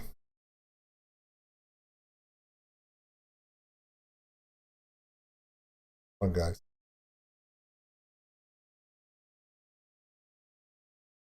So one of the things that I try to get people to understand is, yeah. So no, I shouldn't be frozen. I shouldn't be. I'm not frozen. They did the whole Cajun camp thing. The Jurassic camp is copyrighted. So yeah. Okay. All right. So the staple carbohydrate here is not potatoes. It's rice. Okay. Some places it's corn. Some places it's potatoes. It's rice. Because we have the identical environment, climature, and because the entire state of Louisiana is a floodplain for the Mississippi River, we have a lot of mud. So we can grow rice the same way they do in Asia. Okay? So usually one of the jokes that they say is, cook some rice. Now I'm going to play 2 videos, okay? And after I play these 2 videos, I'm going to go eat. And I love all of you guys. Thank you so much for coming today. We're not going to get to play any Jackbox Party because we did the Dungeons and Dragons things. We took too long. So what we're going to do is, okay, listen. On Tuesday, okay, we're going to be here on YouTube Tuesday, okay? Oh, wait, we're not? We're not going to be here Tuesday? Okay. Tuesday, we are going to, we're going to do the Jackbox Party stream here, right here, okay? No. Vince, no, you're not. You're not here at a bad time. In fact, you're here at the best time. We're going to be going for another 20 minutes at least. Yes, I'm about to play what you think I'm going to. I am going to play it. My stream's already been copyrighted, so what do I care? Okay. So, I'm going to play you guys 2 little shorts. Now, these are made by a gentleman from where I live here in Lafayette, Louisiana. He created a character, and he likes to make fun of things. He was really popular about 5 years ago. I think he's died. I think he died. I don't know. But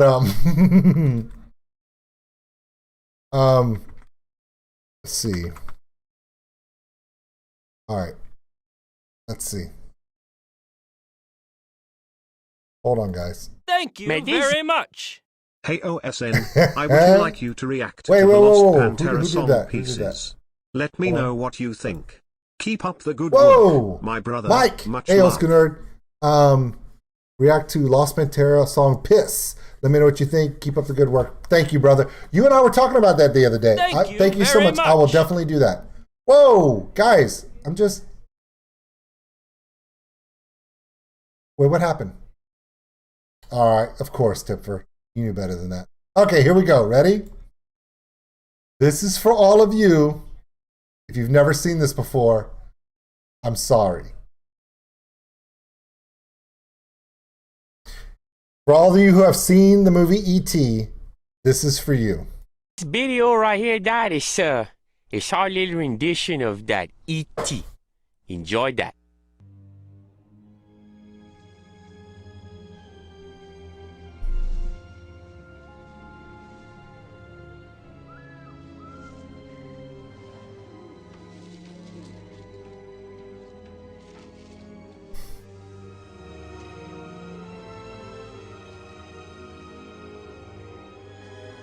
Yo, what the heck is that? I don't know. Cook some rice. I got it. Man, Billy's behind that tree right there. I think you're telling me.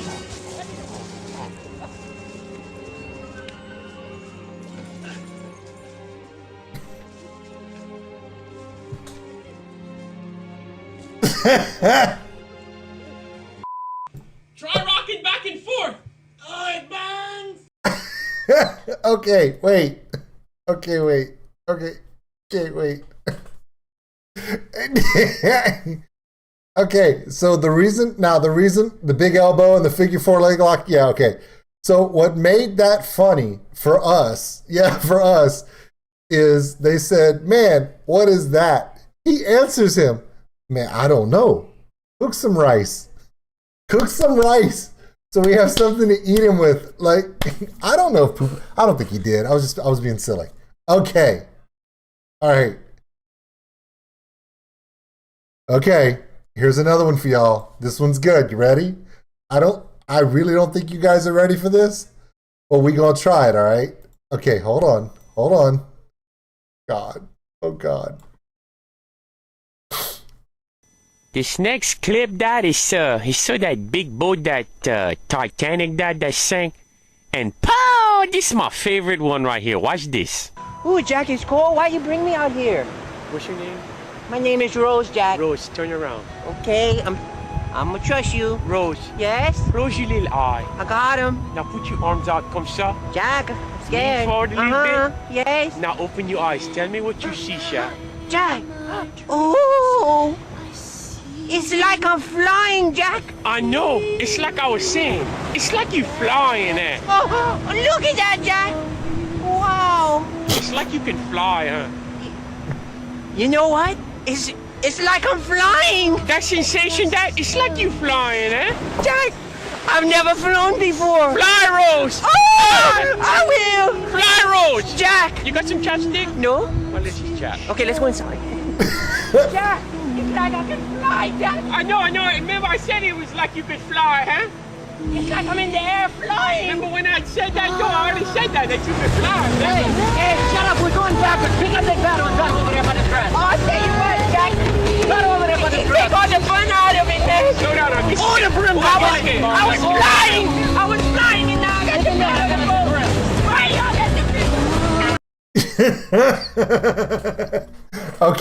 Okay, so so when I tell you guys where I live, it's a little awkward. I'm lying. It's freaking ridiculously awkward. No, the Lego was pretty good. I know, right? Look, I told you. It's like you're flying, huh? Yeah, so anyway, little. Okay, so there are things that exist here that just blow us away. Now, I want to answer a couple of the questions that some of you had at the beginning that we couldn't stop the stuff to really get into it. So let me answer a couple of these questions that I that I wanted to answer. Okay. Let me get right here. Okay. Is kaya a thing or is it just an expression? Kaya, it's like saying, "Hey, Lord," or it's just an expression of like saying "wow," you know? Okay, here's another one, another question somebody asked, and this was important. Get this one. Hold on a second.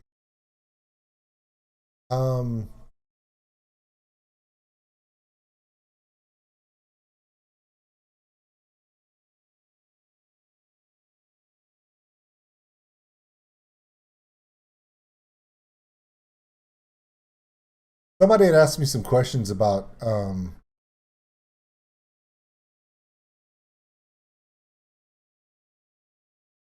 guys had asked me a couple questions. Agents, I'll look them up.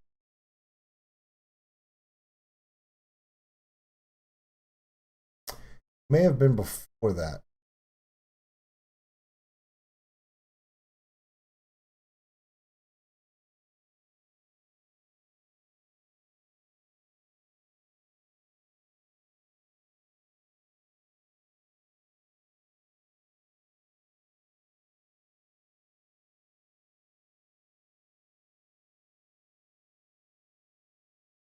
Duck Dynasty is not Cajun, 100%. Duck Dynasty is actually in northern Louisiana. So if you're looking at Louisiana, and I will get us a map because I can. Because I know a lot of people ask these questions like, is Duck Dynasty or Swamp People, how does that relate to you? Here we go.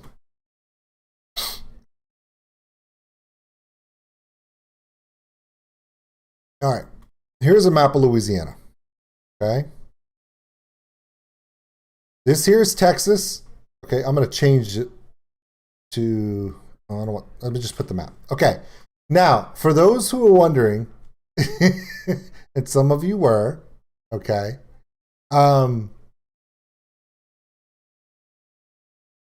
it said,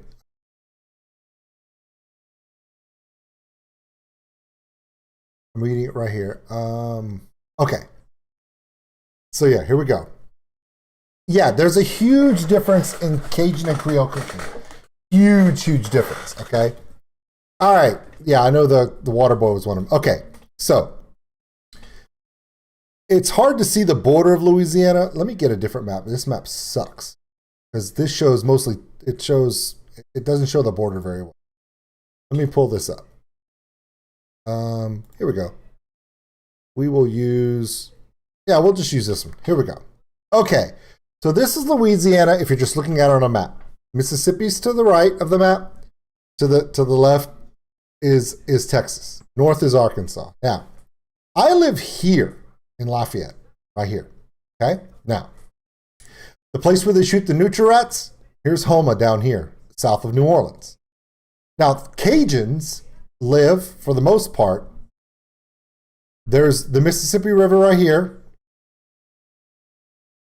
From about Houma all the way across to about here. There's a town called Jennings.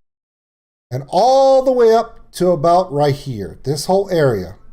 West of Baton Rouge. Baton Rouge does not count. That's to the east side of the Mississippi. So this entire area, particularly the areas along the coastline, it's all where Cajuns come from.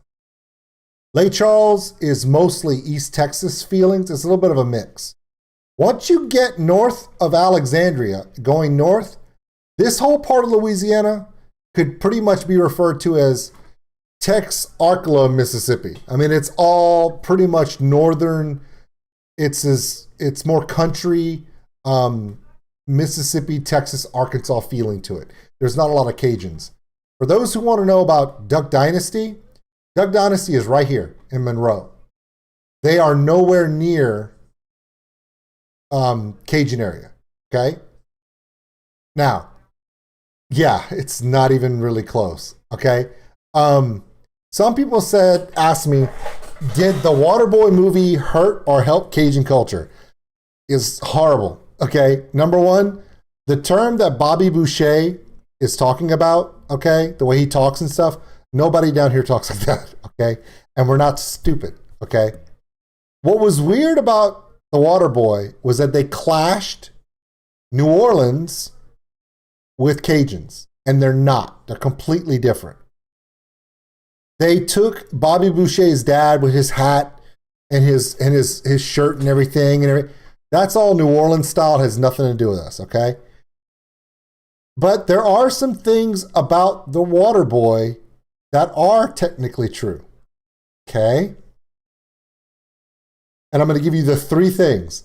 Number one, when they talk about the people that are drinking all the time and just party, that is technically true.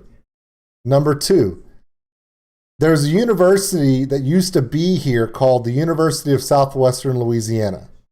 So what they did is they kind of did it.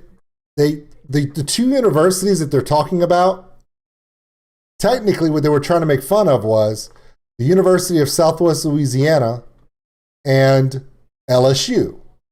Because there's kind of a thing, LSU is considered a national football powerhouse. Okay? Everyone knows that if you live in the United States. The University of Southwest Louisiana at the time of the movie was made was what's called a mid-major. They're a pretty good program. Here's the thing. Since the movie was made, the University of Southwest Louisiana is no longer called the University of Southwest Louisiana. It's called, just like the big college in the movie, it's called University of Louisiana. That's what they're now called, the University of Louisiana.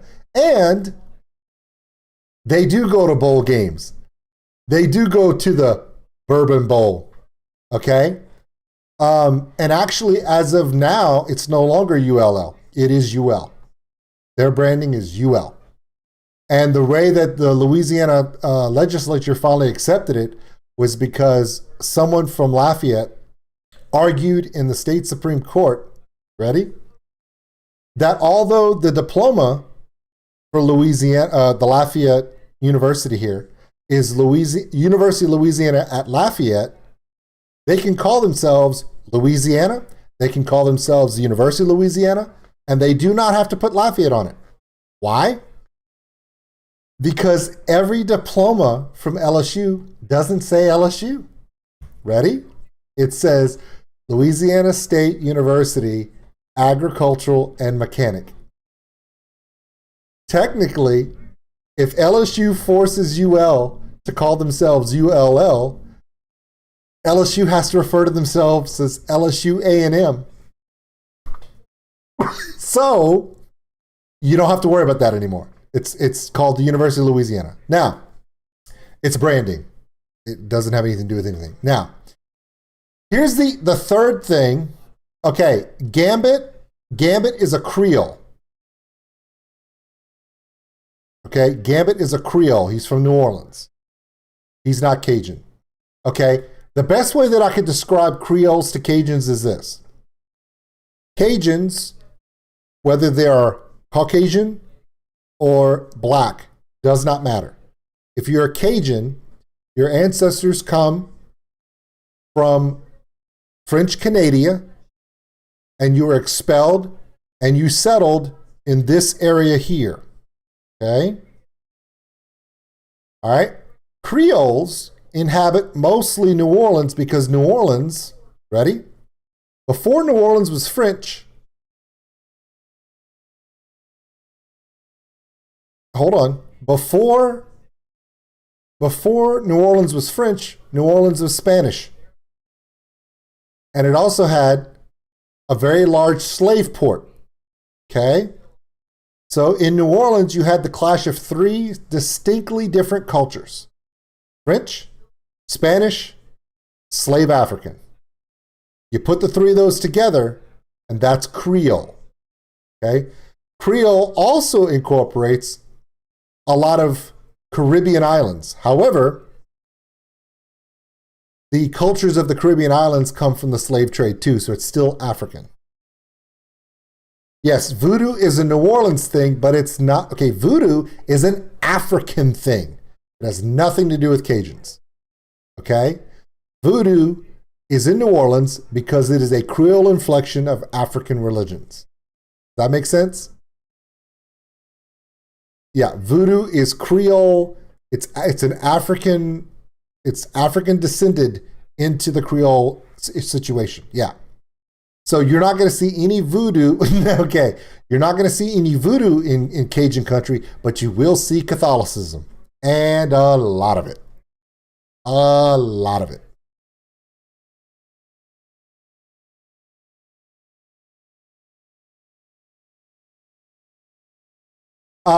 Is there a word that we use for tourists or outsiders?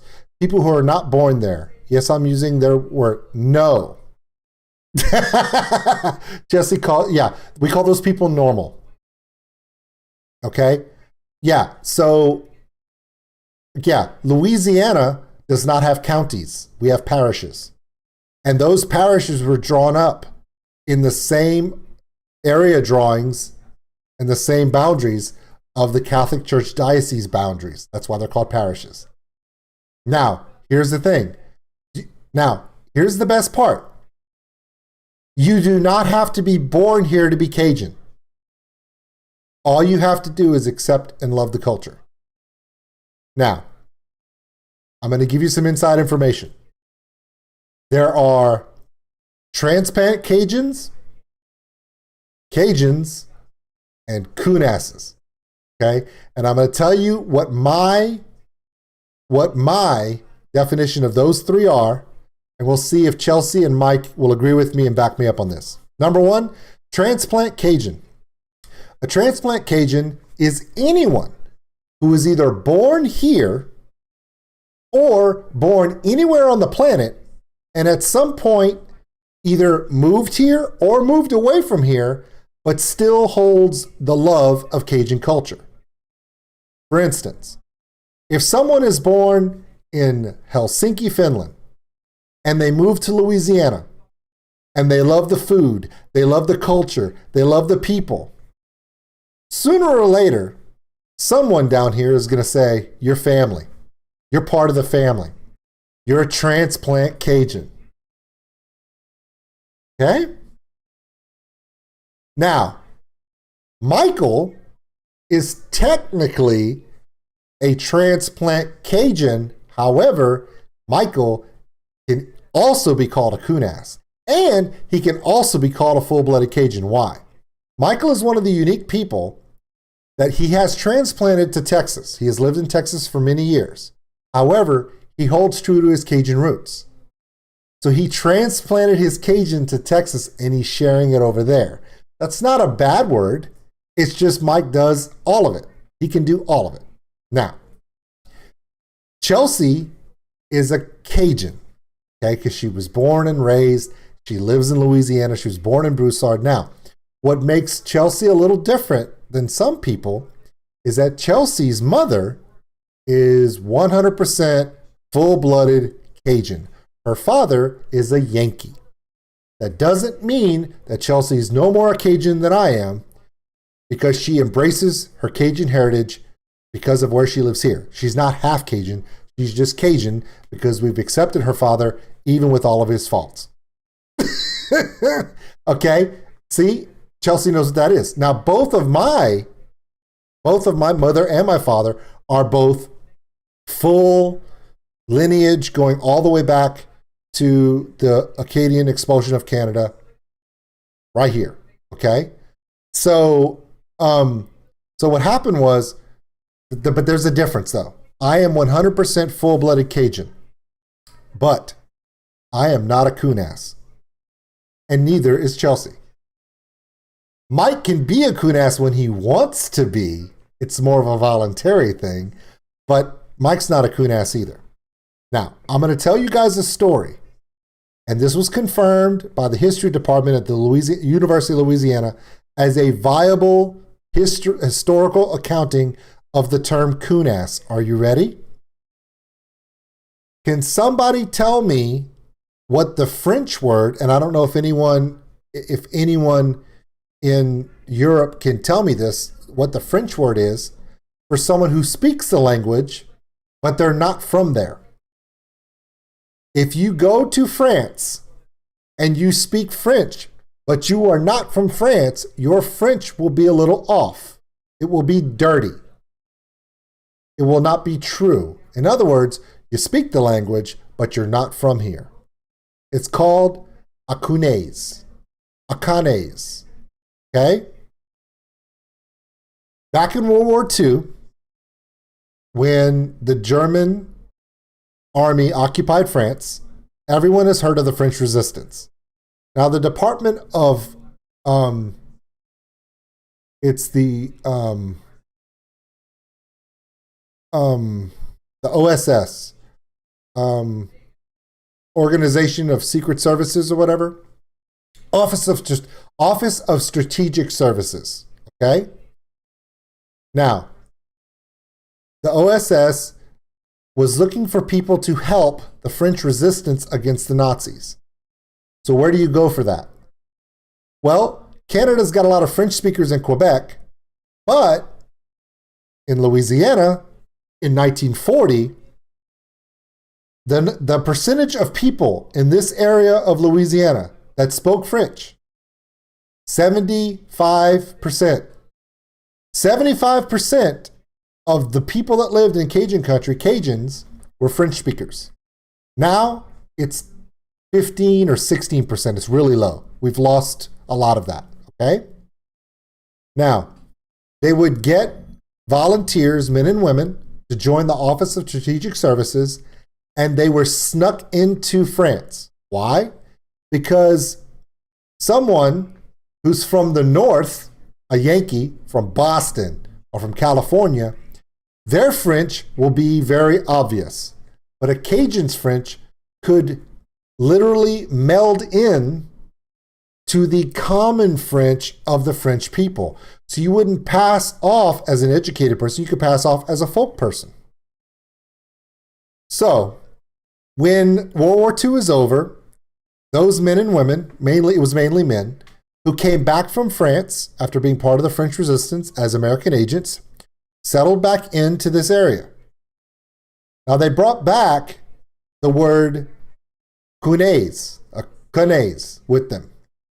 And it was a matter of pride that not only did they serve in World War II, but they helped the French resistance. The problem is that the locals would make fun of them because they'd be all proud about that. And they'd be like, connaise, you more like you a coon ass. And there you go.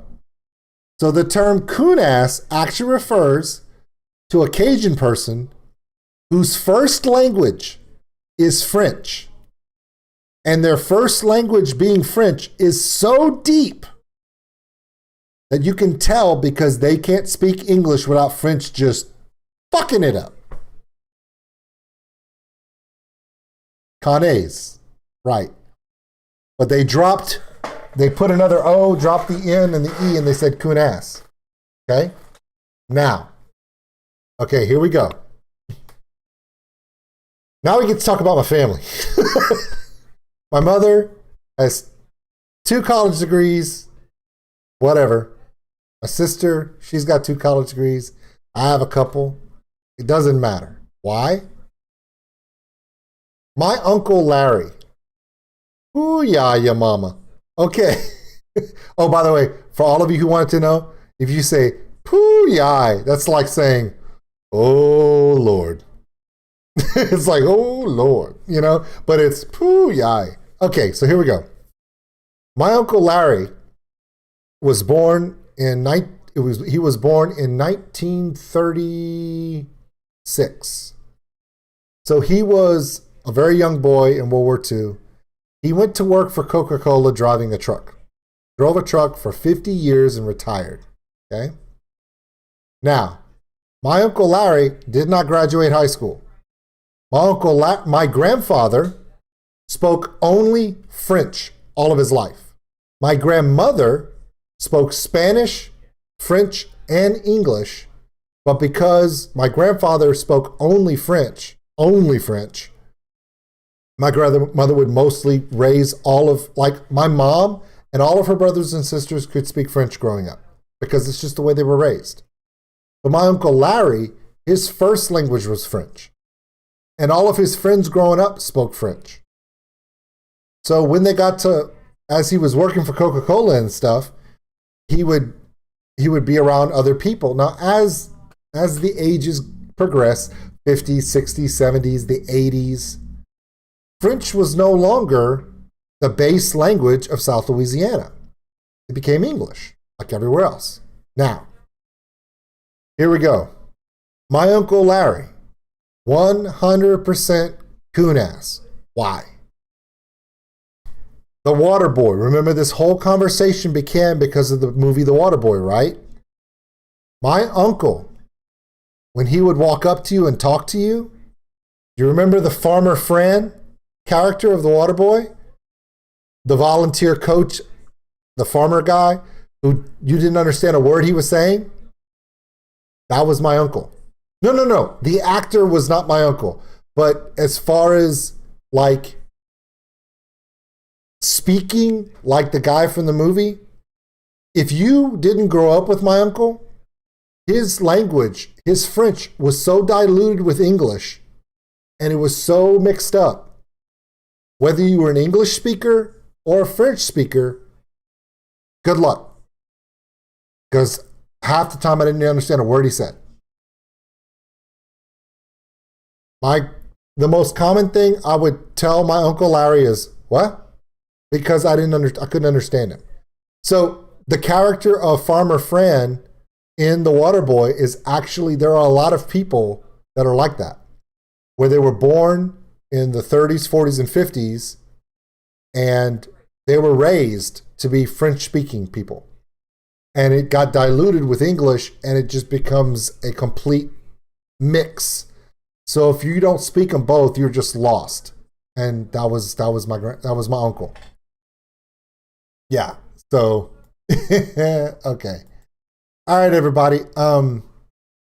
My food's been here for 2 hours. I have not even eaten it yet. I need to get some food eaten. All of you who did the requests, all of you who sat through all of this, you guys are awesome. Thank you so much for visiting with me. It was a great Sunday morning. We're going to get all of these amazing requests done this week. And we're going to have a lot more. Oh, wait, stop. Hey, Mike, do you want to know what we're eating?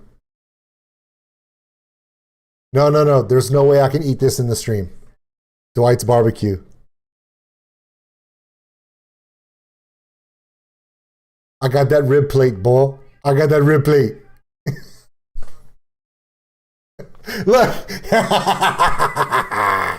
I hate you. I hate you. See, Mike lives in Texas, okay? The world capital of barbecue. But even Mike knows what's up. Dwight's barbecue, baby. He knows. Right? Yes, the month is ending this week. So here, yeah, the month is ending this week. So here's what we're going to do. Oh, I know. So this is what we're going to do. We're going to get a lot of stuff done.